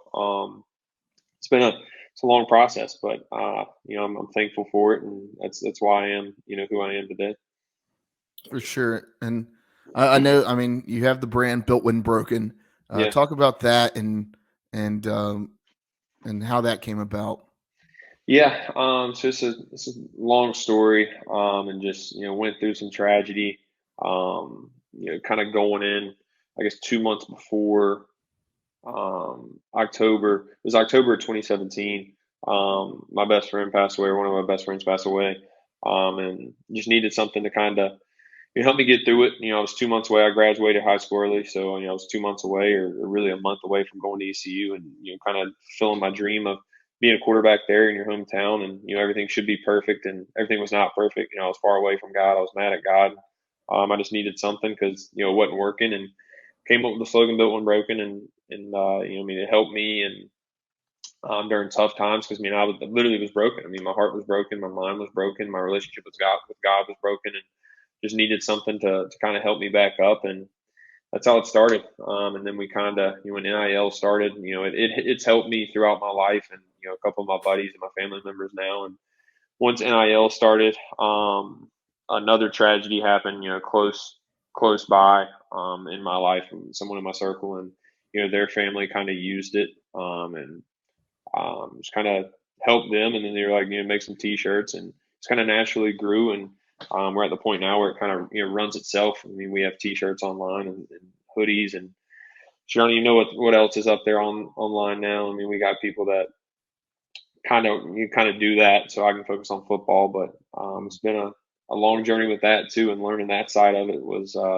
fun. I love the business side of things. I always think, I even look at football, kind of like I was saying earlier about the job aspect. I've always looked at everything kind of on the business aspect of it. So learning a lot of things like that was really fun for me. Well, Holton, I definitely appreciate you sharing all of that. And this conversation up to this point has been pretty serious. So I kind of want to switch gears a little bit. Get to let's get to the fun stuff. What we're known for, Artie. Some lighthearted stuff. We've had a bunch of your teammates on, and we were always asking them, funny open-ended questions. First thing I want to ask you, Is there such a thing as quarterback swag? We always ask about field swag. We always ask, what's the look? What's the get up like? So, what's your field swag, Holton? Yeah, I don't got much field swag. I mean, I wore a sleeve in college. My thing was, so I wore a sleeve and I taped my right wrist. Dude, that's it. My thing that I always had to have, and I drove our equipment, guys crazy for it, was I always had to wear my last 2 years, since the Marshall game in 2021, I had to wear black cleats with white socks. Like that was my thing, and short white socks, not long ones. So if you look at any pictures or any videos, past that Marshall game on to the rest of my career, I mean, that's what I'm wearing. And, I drove them crazy with it because they would hand out brand new cleats and they're, shiny gold ones or shiny white ones or purple or whatever. I take them right back there. I'm like, come on, boys. I only wear black cleats. And, we got a joke about it now and, they did a great job with it. But yeah, man, no swag for me. No swag for me. At least I don't think so. I mean, I was more about ball. I mean, I did throw a sleeve on, but I think I'm hanging up the sleeve at the next level and just going no sleeves. So as long as I play good and I have my black cleats and my white socks, man, I was good. What's the superstition behind the black cleats and the white socks? Dude, I guess I wore them. So I wore them at Marshall for the first time. Earlier in my career, I never wore black cleats. I didn't like the way they looked. It's because I didn't wear white socks with them. The Marshall game, it was supposed to be a little rainy, and my black cleats were my practice rain cleats. And I was like, I'm just going to bring these just in case. It ended up not raining that game. But I wore them, and I just happened to wear short white socks. I was like, I kind of like this look. And we were losing by 20, dang near 20 at like halftime. And I was like, yeah, you're never wearing black cleats again, man. And we ended up making a really cool comeback in the fourth quarter there, and the rest is history. Wearing them ever since. Gotcha. Okay. For sure. Yeah. Now, kind of on the opposite side of that, then, who would you say maybe we'll say on the offensive side of the ball, because there's a lot of swag that was on the offensive side of the ball this last year. Who has the most, but then also the least swag? Like I want both ends of the spectrum, and it can't be you that has the least. No, I don't have the least. I mean, there's guys that have worse than me. Mason probably has the least. Dude wore nothing. We used to always clown on him. I mean, and he was like, I'm not even playing. I'm like, dude, come on, man. There's going to be pictures of you out there. And he's wearing nothing. Like, literally just long socks, no wristband, nothing. This year he's going to come out with both sleeves. He's going to have to switch it up. He's going to have to switch it up. But, I mean, he's one of my best friends. I mean, we always clown on him all the time on that. And most swag, I don't even know what he wore. I always liked the way Ryan Jones's, he kind of had like a swag, that like just a little swag to him, but it wasn't too crazy. Some dudes, overdo it. I don't even know what he did. He had like the turf tape, I think. Yeah, he was a turf tape guy, and he's a huge black cleats and white socks guy too. So I think I was just a fan of that, and I thought it looked clean. So I'd have to go with Ryan. It's a clean look for sure. Yeah, for sure. For sure. Now, go ahead, Artie. No, I was gonna say, who's maybe the one guy in the locker room that's like always breaking up the awkward silence? Like he's the guy that can like get the party started, get everybody talking, get everybody laughing. Who's that guy? Probably Richard Pierce. He's our second string right guard, probably the funniest dude in the world. I think he's going to play a lot this year. I think he's with the ones right now in spring ball. So probably Richard. If y'all ever get a chance to interview him, man, I mean, he is hilarious. Help us set it up. Pierce, gotta keep that in mind. Yeah, help us set it up. Sure. So I always like to ask, kind of like that, Artie. Who on the defensive side of the ball, maybe in practice, talked the most shit? Oh my gosh, Jeremy Lewis, 1,000%, bro. He never. I went to a spring practice spring scrimmage the other day, and Jeremy's hurt. He's not even playing right now. He's out there screaming more than anyone on the field.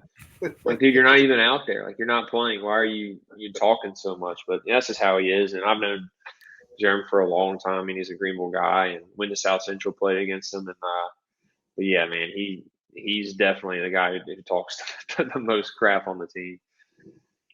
This is maybe another one I haven't asked. Who on the coaching staff is like the funniest guy, or like the guy on the coaching staff that get all the players like riled up? Like who's that? That's a good one. Steve Ellis. I think he's at Louisville now. He was our DB's coach last year. He was a guy that got guys going. And Chris Foster, I'm a running back coach last year. He was a guy that got going, but Big John. Big John's always going to be a guy that gets guys going. He does a really good job. And he's a huge part of the turnaround, honestly, is just, the mental side of it and, being able to talk to guys. And look, Houston wasn't the friendliest guy when he first got here. So Big John was kind of the guy that kind of made the happy medium and kind of, talked about, the future, talked about what he's building there. And, Big John's probably the guy that, was a glue to a lot of that. Mm-hmm. Gotcha. Staying with the coaches, Donnie Kirkpatrick. He always seems like such an interesting character. He is, man. Did you ever? Sure. I gotta ask this. Look, we love Donnie K on the podcast. Yeah. Did you ever push back on, hey, why are we running it on like 3rd and 10? Oh, 100%. Me and Coach K, man, I love him to death. I mean, we got a great relationship. I still talk to him all the time. I think early in my career, I was a little bit more immature, and we got into it a few times. And I mean, shoot, you can ask him about it too, and he'll laugh about it now. We've both laughed about it. But we're both competitors. I mean, we both have the same mindset. So anytime we would, get into it, right after the next day, we'd hug it out, or the next drive, we'd hug it out. So, that's just kind of how we were. But, there was times, and, earlier in my career, I'd be like, dude, what are we doing? And later in my career, I would kind of understand it. We were sequencing and playing the field position game, or, if it was 3rd and 10 and we ran it, and we were trying to get to 4th and 4 where we could, go for it. And there was a lot of things to that. I think he called a really good I thought he called a really good year last year, and called some really good plays, got us out of some situations of, I think, I can't remember what game it is. Maybe the Cincinnati game. It was like a 3rd and 17. And we called a run play out of a timeout. And I remember looking at Keaton, and Keaton was like, dude, I don't even want to run the ball. Like, I don't know what we're doing. But we got it. And I was like, what is this dude thinking? But it worked out. He's been around the game so long. He's the right guy. And I know he's kind of early on, especially kind of like me, he had a lot of criticism. But he's the right guy for the job. And he certainly was last year. And he's getting Mason ready this year. And I'm sure he'll be with Coach Houston as long as he possibly can. He would always joke. I don't know how old he actually is. But he would always joke. He actually wouldn't joke, but he'd be like, I got 10 more years in me. And me and Flynn and Mason and Stubby would look and like, how the hell does this guy got 10 more years left in him to play? But he's a great guy. Obviously, you guys kind of know him a little bit too, and he's hilarious. And he's the exact same way, where he's in an interview, and I get asked that a lot. Is he the same guy that making jokes in interviews and as he is in the quarterback room? Like, yeah, that's him, man. He's a good dude. And, obviously I appreciate him a lot, and he did a lot for me. Yeah, that's awesome. I cannot lie. We have questioned Donnie K more than once on this. Oh, I'm sure, dude. Me too. Right. I've questioned a few too, but it ended up working out. But yeah, it always seems to work out somehow, some way. Like, it may not work out like that play, but later on in the game, it's like, okay, that worked out. Yeah, for sure. Now, Holton, when we say that you're a friend of the podcast, you're now a friend of the podcast. Okay, so absolutely, you're with us. You're a ride or die with us from here on out. The only person that's lost that friend of the podcast moniker is Mike Oresco, commissioner of the American Athletic Conference. So, like, we stay in contact with these guys. For sure. I reached out to some of your teammates. All right. Okay, some friends of the podcast. And I'm going to ask you some questions or talk to you about some things that they sent me to ask you about. I'm not going to say who they are. Okay. If you want to take a guess, you can take a guess.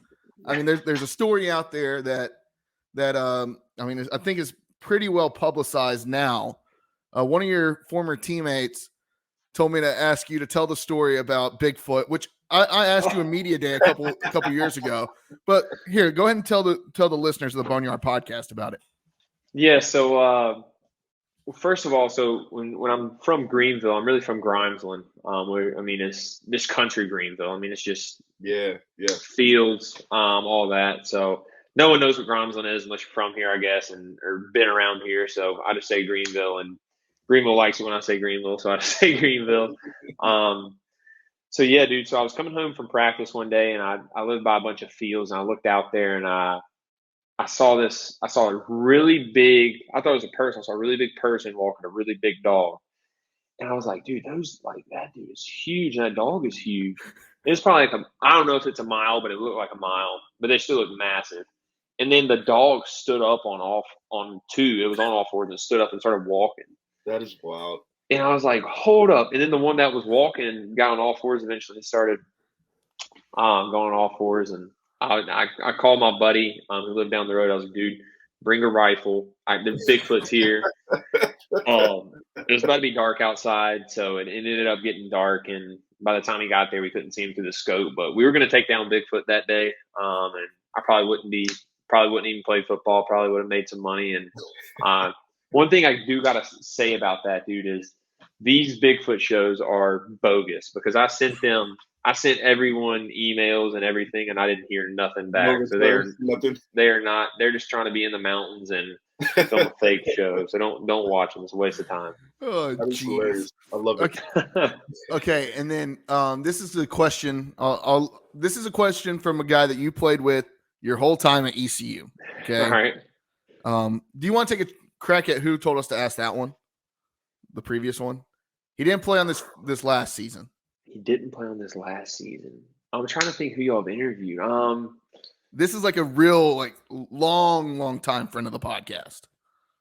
Defensive side of the ball. Yeah, he didn't play this past season.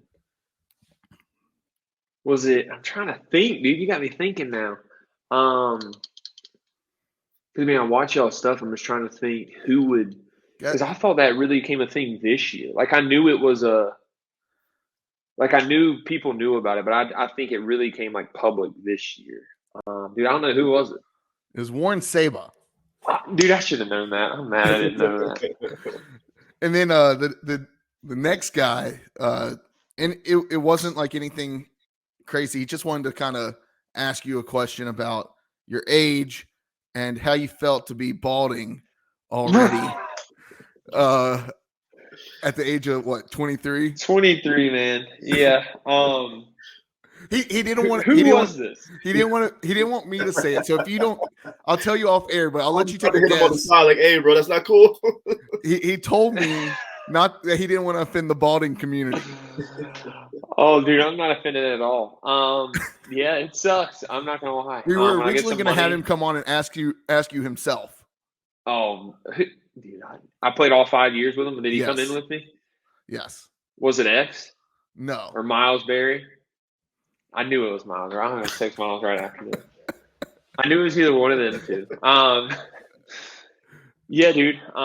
So my agent, fun fact, my agent is Brian Urlacher's agent, and he is going to hook me up with the hair people. I'm going to have a full head of hair here soon, so I'm going to be good. Looking like Steve Carell, season 3 of The Office. Yeah. Just with Troy Polamalu and Head and Shoulders, whatever they're doing. Yeah, for sure. Yeah. And then we asked a couple others, and I don't think we can ask them on air. Probably not. So we'll leave those for another time, maybe off air. But for sure. Yeah, we appreciate you coming on, Holton. If you've listened to our stuff for a while, then you know. There's one question we ask everybody. Okay? So I hope you've thought about it. Have you been to an establishment called Sup Dogs? Oh, I have. All right. What's your order? So I get, depends. Yeah, I sounds really weird, but I like their salad a lot. Their buffalo chicken salad's very good. That's what somebody that's about to get drafted says. Yeah, their salad's very good. Brett's always took care of me. So, after after games, I would take the guys there, and all of our girlfriends or whatever, and we would always go eat for free and do all that. And then I'm a huge fan of the creamsicle Sub Crush. That's whenever I can drink, and whenever we do go there, it's like a hidden menu item, man. It's very good too. If you haven't had it, try it out. Okay, like it for sure. Yeah, I love that. And most guys don't even say like, "Oh yeah, I like to go have a drink." So that for good, sure, no, good on you. Because we see the guys. Well, they come on here and say that they have a beer or they have Sub Crush. That's fine. So they're always like, "Oh, I had a sweet tea or I have water. I drink water." I was like, "Bro, you don't go to Sub Dogs and have a water." Yeah, after a win with your buddies. We don't go there and get trashed, but we will have a few and have a good time. And then on that note, where was your place to go? What was your bar? Everybody had one. Santa Bob's. My roommate actually is the manager at Bob's. So yeah, and they always it was kind of a tight knit. I knew everyone there and knew that I could kind of relax a little bit. I wasn't the type to go out there and get trashed or anything like that. Mm-hmm. Just hanging out with your buddies after a win. You're in college, you're gonna have a good time. I'm 23 years old now.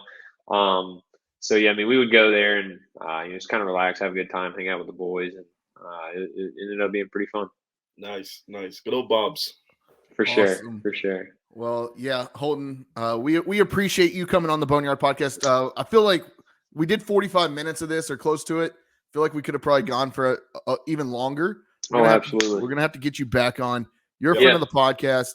Anytime you ever need anything, reach out to us. We'll try to help. I know you got more people that could probably do more than we can, but we're always here to help. It's always good to have connections, man. And appreciate finally, glad I finally got on. Obviously we've been trying for a little bit now, so glad I got on. And once I get settled wherever I'm going, I'll hop back on with you guys.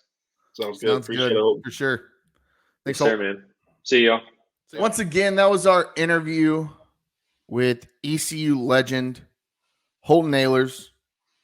Artie, we sat down with him for 45 minutes. Yeah. Your biggest takeaway from that conversation? Honestly, just how personable he is.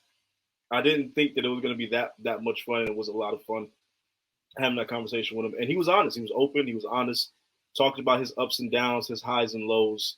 Obviously there were struggles there in the beginning, especially, and then to be able to kind of persevere through that and come out on the other side and still finish as one of the greatest quarterbacks in ECU history. Make no bones about it. Holton Ahlers is one of the best quarterbacks in this program's history. And that is something that he earned. That was not given to Holton at all. He earned that recognition to have that accolade. So that's really the biggest thing I took away from it.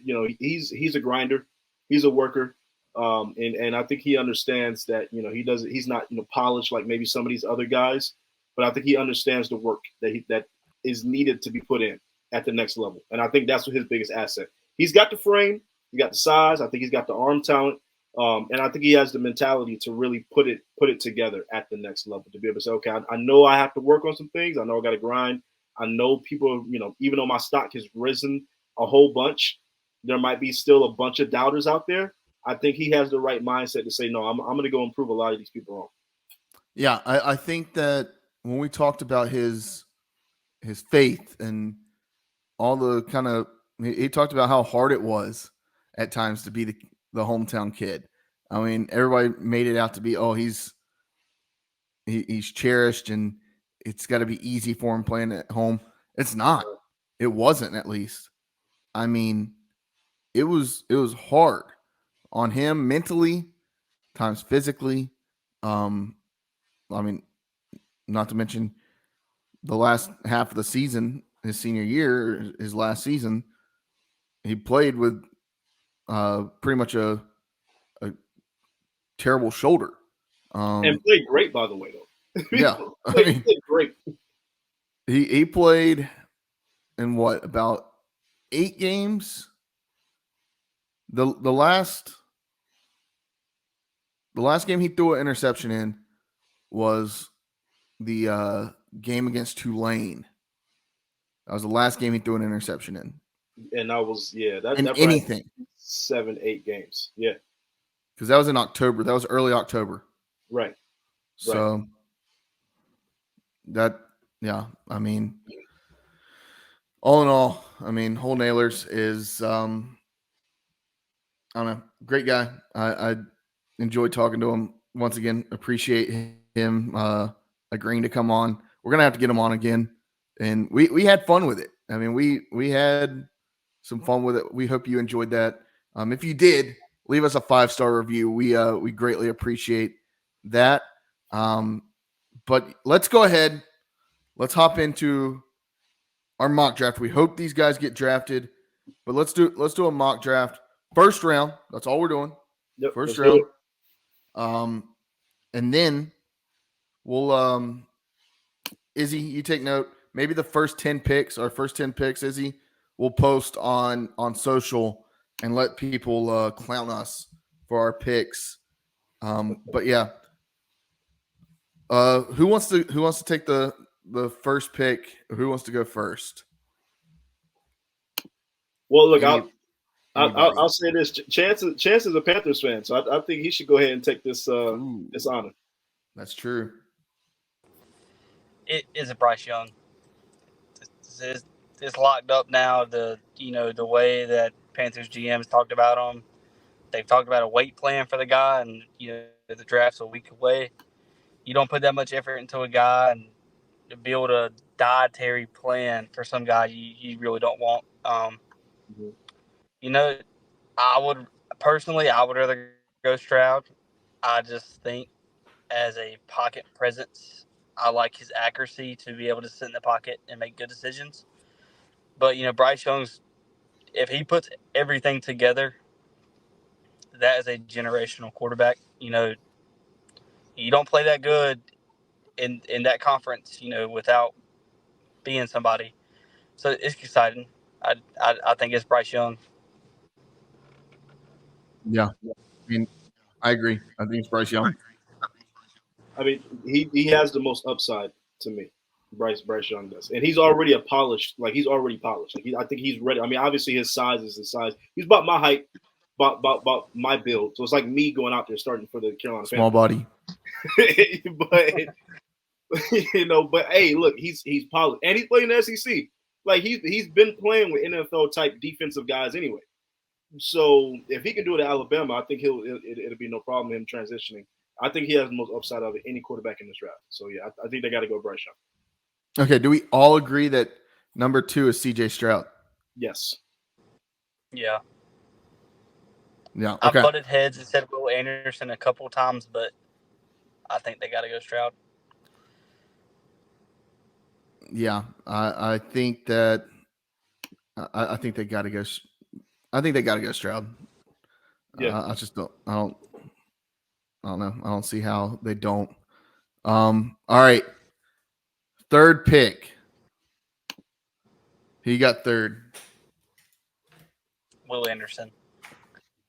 Will Anderson. Best prospect in this class, and it's not close. He's the best overall football player in the draft. So yeah, he's got to go third. Yeah. Yeah. I hate that we're all agreeing. Will Anderson. That's not good. Like, that's really the top. That's not good content. Because there's just obvious guys that got to go in the top 3. Now, yeah, I mean, I think if everything else wasn't going on around him, you could possibly make a case for Jalen Carter going at 3, but I think with everything going on around him, you don't see that. I still take Anderson over Carter. All right, 4. I think it would be closer if Arizona didn't need more help suing the edge with JJ, retiring and all that.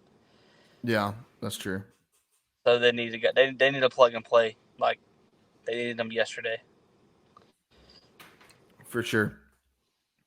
All right, the 4th pick, and you can have trades if you want to make a trade. You can make a trade, but the 4th pick, the Indianapolis Colts select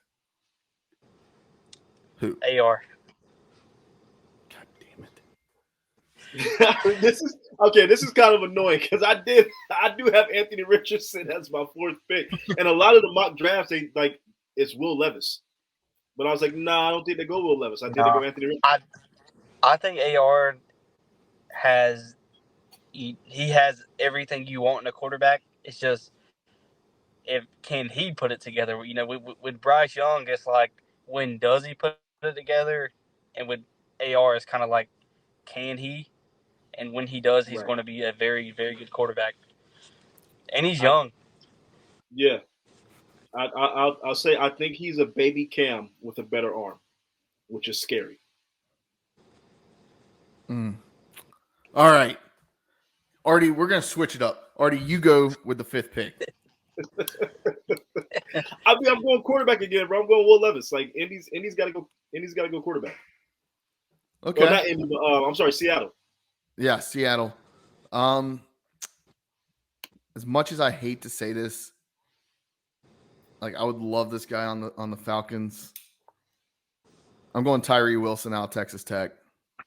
That's who I got. Yeah, I just I don't know. I would love to have him on the Falcons. All right, so Chance, you and I have the same first 5. Okay, maybe we'll get. That's not fair. What's that? Now, this is a hard pick. Number 6 is hard. You know, if we get this one right, we just need to quit. Yeah, if we get this right, I mean, you know what they say: great minds think alike. Sorry, Artie. All right, who do you have for the 6th pick, Chance, for Detroit? I went back and forth with number 6. I debated with Christian Gonzalez was it Oregon? Yep. But I think that Jeff Okuda is going to leave them with a bad taste in their mouth about drafting a DB that high.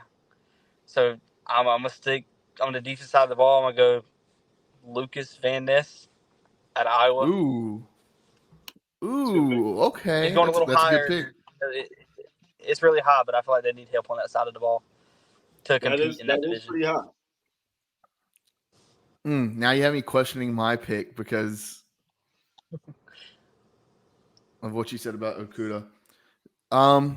Yeah, I thought about Chris because I've gone in between 2 different DBs. One of them being Christian Gonzalez out of Oregon, but I'm actually going to go with a cornerback out of Illinois, Devin Witherspoon. He's really good. That's who I'm going to go with. All right, Artie, did you give your pick?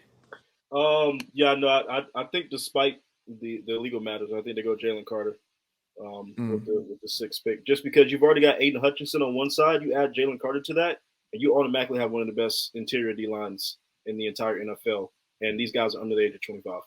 So, and your offense is pretty straight in Detroit. So, gotcha. All right, 7th pick. I think this is where it's going to start to get fun. Artie, you go first. The guy you just mentioned, Devon Witherspoon. I think Las Vegas needs a corner badly. I think they go with Devon Witherspoon. Okay. I think a quarterback's in their future here. I think they go Will Levis. He won't be there at 7.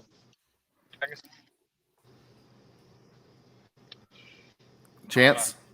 I don't like him. I'm going with a guy that fits perfectly for the Raiders, Jalen Carter. You know, they have a tendency to pick guys that can't seem to get it right. So it's Jalen Carter. Guys that tend to be involved in high-speed incidents. You know, that's not funny. But if Jalen Carter stays, no, it's not.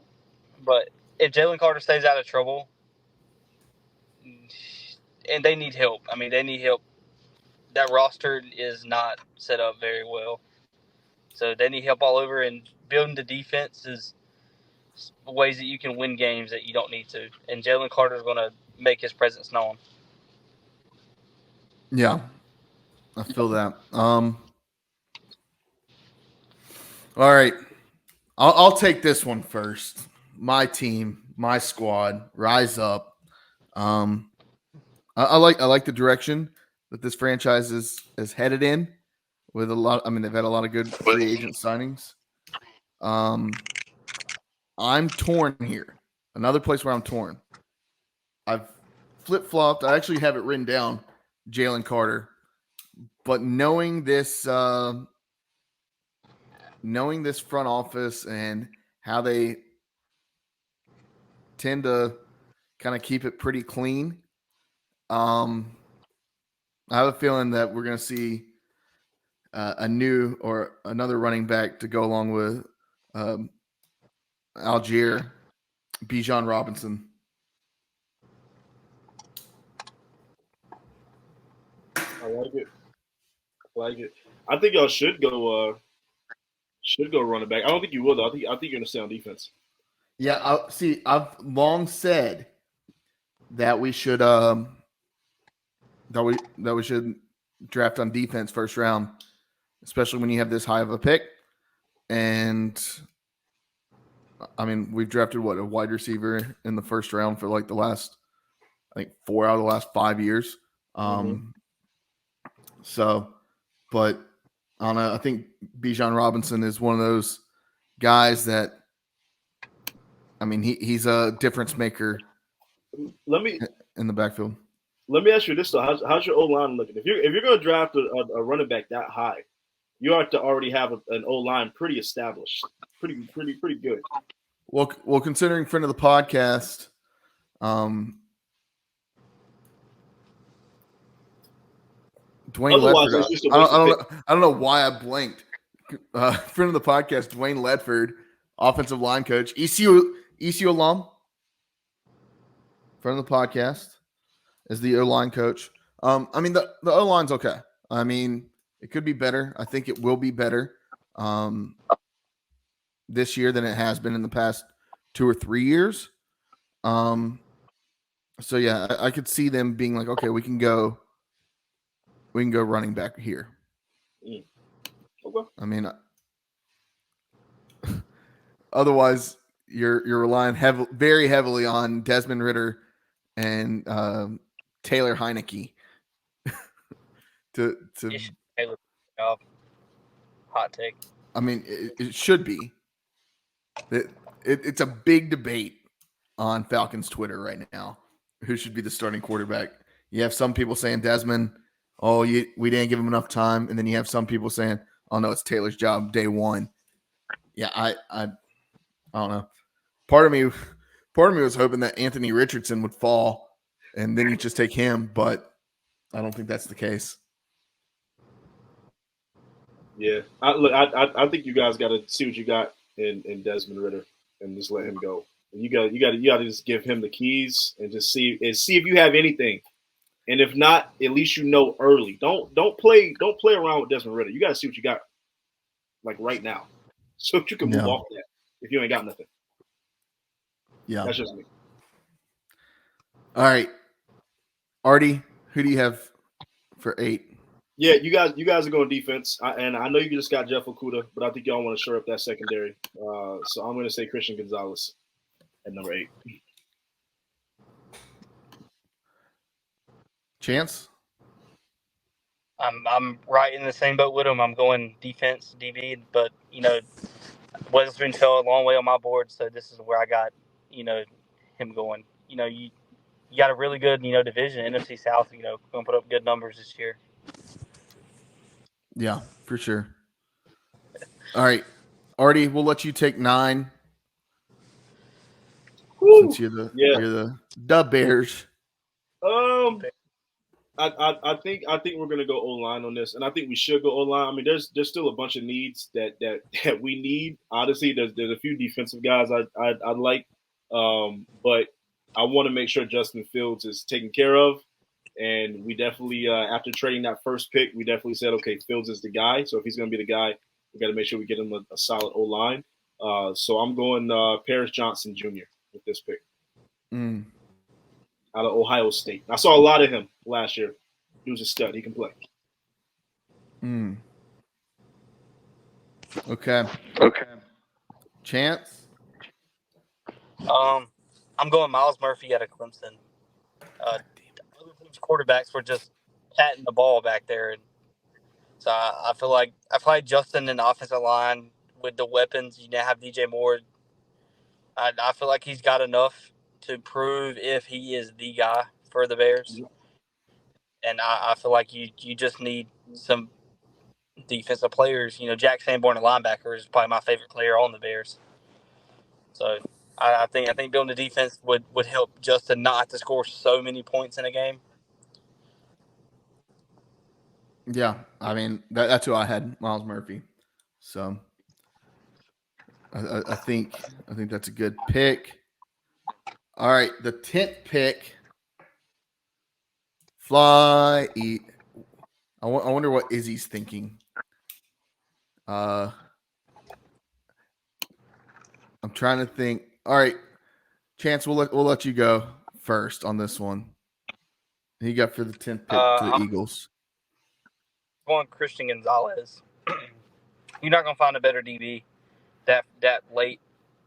Number 10. You're getting. Some people argue he's DB number 1. So I think you just got to go in there and you got to take best player available at this point.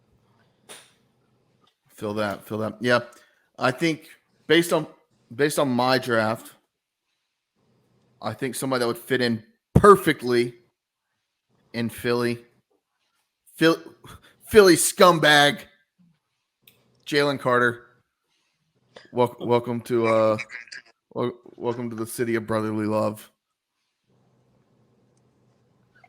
Artie. Yeah, I think they get greedy on offense. Honestly, I think they go running back. I think this is where Bijan Robinson goes at number 10. That's scary. They're gonna give Jalen Hurts, who just got that mega contract, some security with Bijan Robinson because they just got rid of Miles Sanders, I believe. So you lose Miles Sanders, but you get Bijan Robinson, and you still got the Heisman Trophy winner Devontae Smith, and what is it, AJ? Mm-hmm. AJ Brown on the other side. So yeah, I think they go Bijan here at 10, and then that offense immediately becomes scary again. Yeah, Miles Sanders. He's on the Panthers now. So, yep. All right, the 11th pick. Let's see. Tennessee. This is tough. This is where it starts getting tough. Who wants to take it? I don't want to take it first. I'll say this. I think Tennessee wants to go quarterback, but I don't think there's going to be one available that they like enough. Exactly. So I think they just go O-line, and I had Peter Skronsky with my 11th pick. Okay. I think he's fallen far enough in my draft that I think, like you said, Artie, I don't think there's a quarterback that they're willing to take in the first round now with this pick. So I'm going to say they're going to take the best available player on the board. I think they go Christian Gonzalez here. Okay. Yeah, that's that. Yeah, because I had Christian Gonzalez going 4 picks ago. So yeah. Chance. I don't think Malik Willis is that guy for Tennessee, and other than Jacksonville, that division is not very good. So I feel like you go quarterback here. Holton Ahlers? I'm taking Will Levis. Okay. I don't even think Will Levis is the 4th best quarterback in this class, and I get a lot of heat on that. I just don't think he's good, but there's a lot of people that are high on him, so I got him going here. I hate to do it, but got to. For sure. All right. The Texans are next with the 12th pick. 2nd pick in the top 15. What do y'all think? What happens here?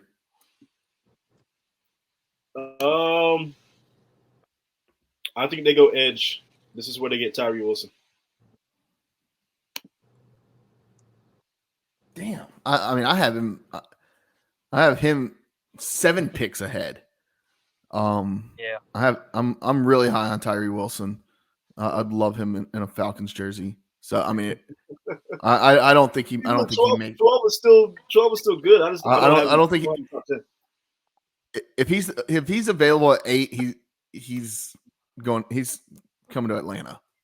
I'm just saying that. If he's available at 8, I think he comes to Atlanta. But I don't think he's available at 8. Chance, your thoughts? Both of the tackles, number 1 and 2 tackles, both slipped on my board all the way down to 12. And Houston getting Stroud is going to look to get another tackle. So I feel like it's probably Paris Johnson. Him and Peter are both 1A, 1B tackles for me. I just think Paris can probably play tackle a little bit longer than Peter will in the NFL.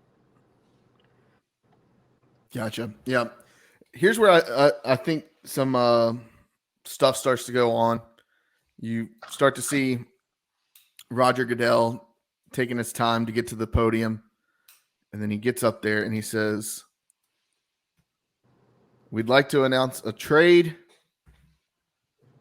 I think Arizona trades back up. And I think this is where they get Van Ness at 12. So I think that there's a trade to be made here. We can start to rapid fire these things now, though. Yeah, for sure. All right. The 13th pick. The New York Jets have the 13th pick. Anybody's thoughts?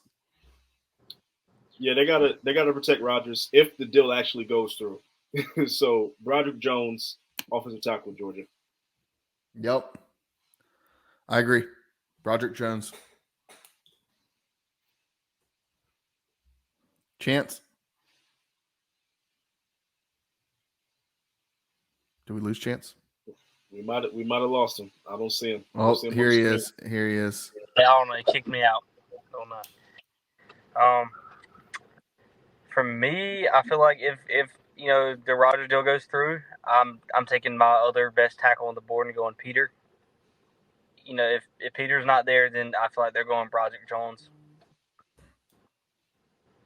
Yeah. They're getting right. Like I said, I think it's Broderick Jones. And I think the deal eventually goes through. It may not be until June when the deal goes through, but I think it eventually gets done. But all right, the 14th pick, the Patriots. Who do y'all see going to the Patriots? Oof.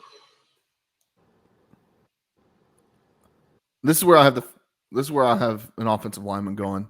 I mean, I think Peter Skoronski goes here. Okay. Somebody to protect Mac Jones. I'm gonna go Darnell Wright. I'm going Broderick Jones. Didn't you just take him? Or no? You No, didn't. Yeah. All right. Green Bay. Who Chance, who you got going to Green Bay?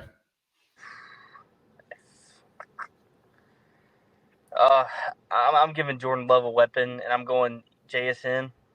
I feel like he keeps going down and down and down, and eventually somebody's got to take him.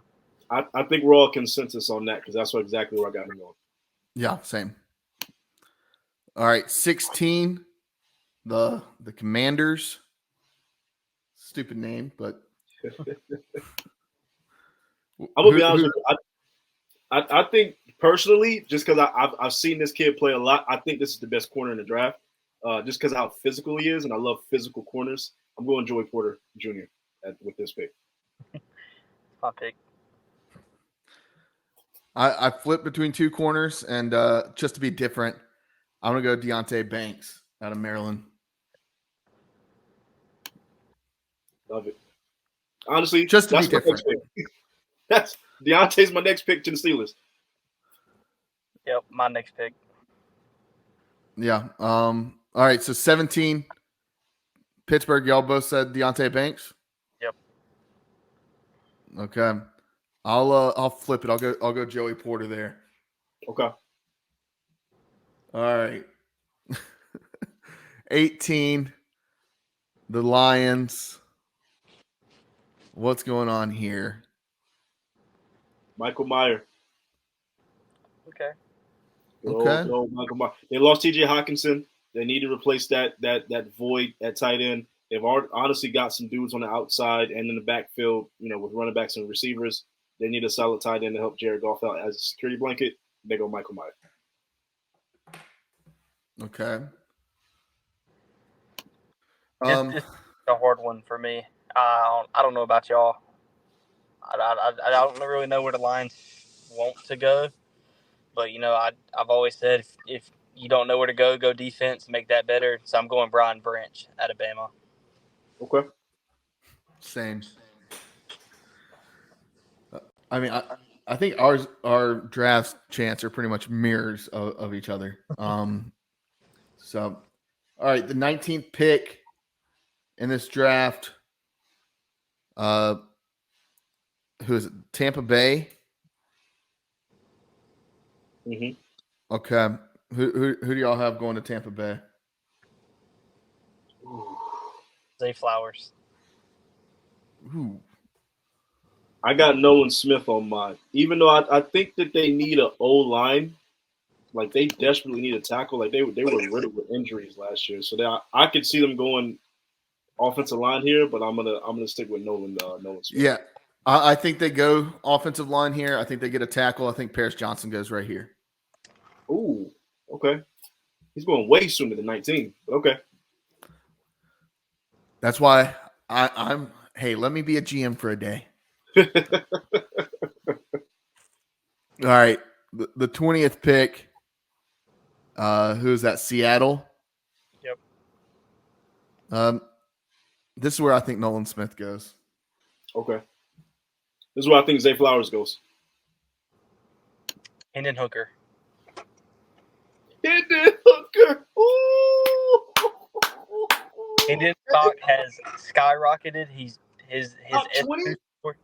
He's put himself in the first round. I've listened to a lot of GMs. They've talked really highly about him. If he didn't have that injury, he would most definitely be a first round pick. His age, people do not care about his age. They think he is a plug and play quarterback. His arm is ridiculous. I'll say this: the only quarterback outside of Holton Ahlers that I want to succeed so bad is Hendon Hooker, because he's from Greensboro. He went to Dudley. I know people personally from Dudley. I have like cousins that went to Dudley High School. Like I want to see Hendon Hooker succeed bad. So I like that. I don't think he goes that high, but I like that pick. I think he's jumped up some boards. And Seattle's a good place to take a risk. I mean, they got nothing to lose. Wow. I mean, that's a steal. And honestly, before the ACL injury, he was the best quarterback in the country. Absolutely the best quarterback in the country. Yeah. Yeah, I mean, I would agree. Honestly, kind of forgot about him. Like, that's a steal. That because he's got all of the intangibles that you want in a quarterback, and if he comes back healthy, which a lot of guys do from tearing that ACL, that's scary. That's a good pick. Good pick, Chance. That's why we brought you on the podcast. Somebody to provide good thoughts. Good shit. So when he goes in the middle half of the second round, just act like I didn't say that. Clip it. Izzy, clip it. All right, 21, the Chargers. Oh. I'm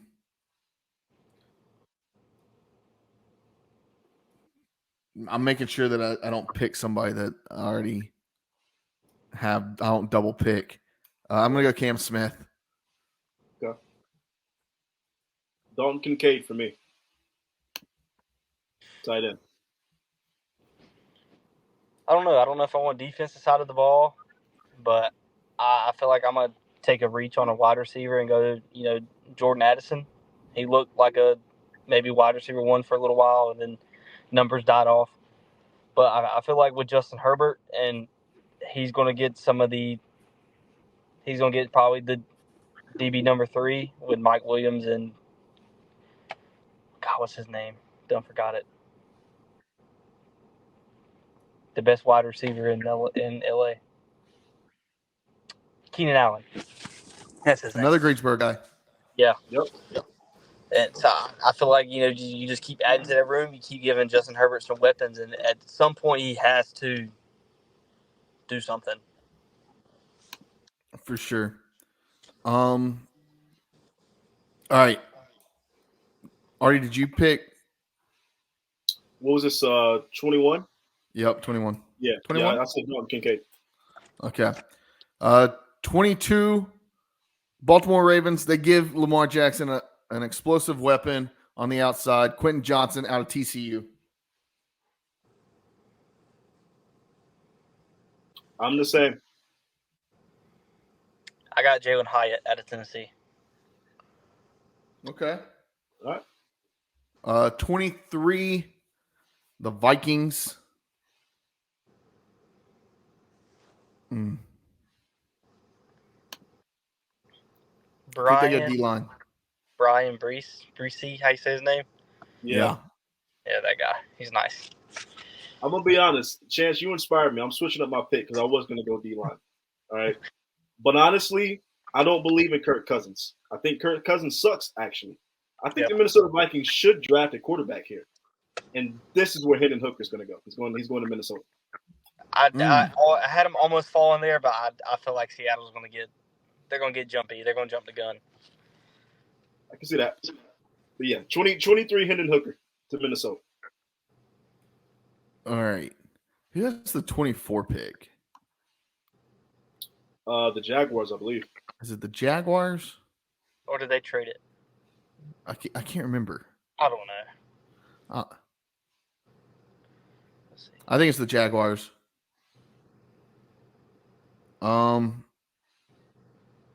If it is the Jaguars, and I think it is, I'm going Will McDonald. Okay.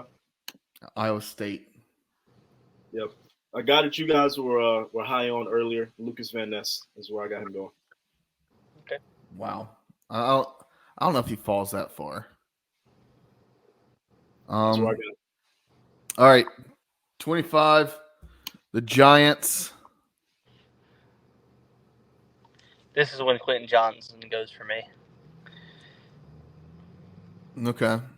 Give Vanilla Vic another weapon. Vanilla Vic. Vanilla Vic.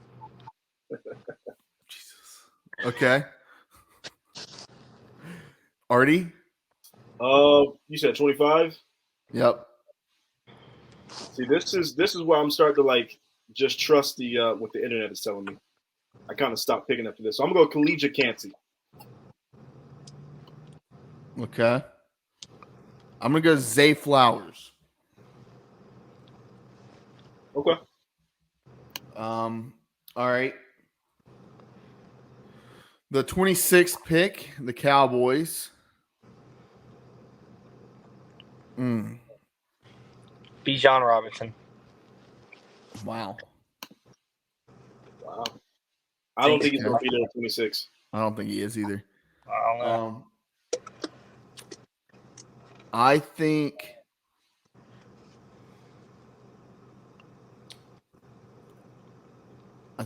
Jalen Hyatt is there for the taking. Gotcha. Dallas is going defense. Brian Breesy. All right. Who's next? Is it Buffalo? Yeah, Buffalo. What does Buffalo even need? I got Sam LaPorta. They could get better to O-line. That's where I got them going. So, and I love this guy's name, Osiris Torrance.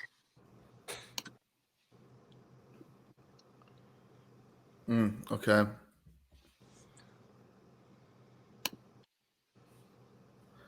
Chance. Sam Laporta. I mean, dude's really a really good tight end for a really bad team in Iowa.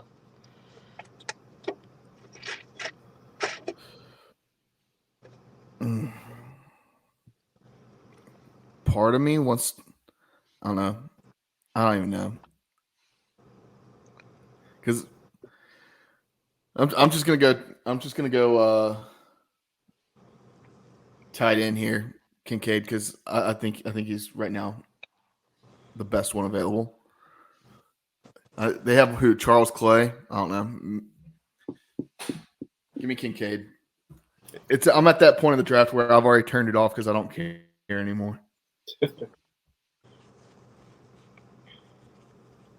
All right, 28. The Bengals. Ryan Branch. They're going safety. Michael Mayer, Okay, it's a good pick. tight end. How do you say it? Felix Onaduke Uzma? Is that how you pronounce it? I think that's who they go with. All right. The 29th pick. This is the Saints. Jack Campbell.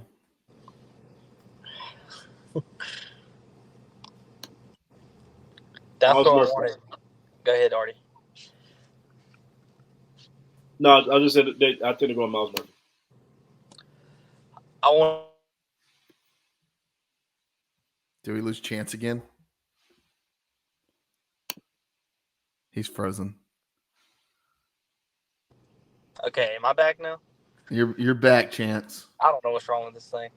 Okay, well, I don't know if you heard me, but finally got Noah Smith off the board here. Okay. 30th. Will McDonald the fourth. Darnell Wright. Will McDonald.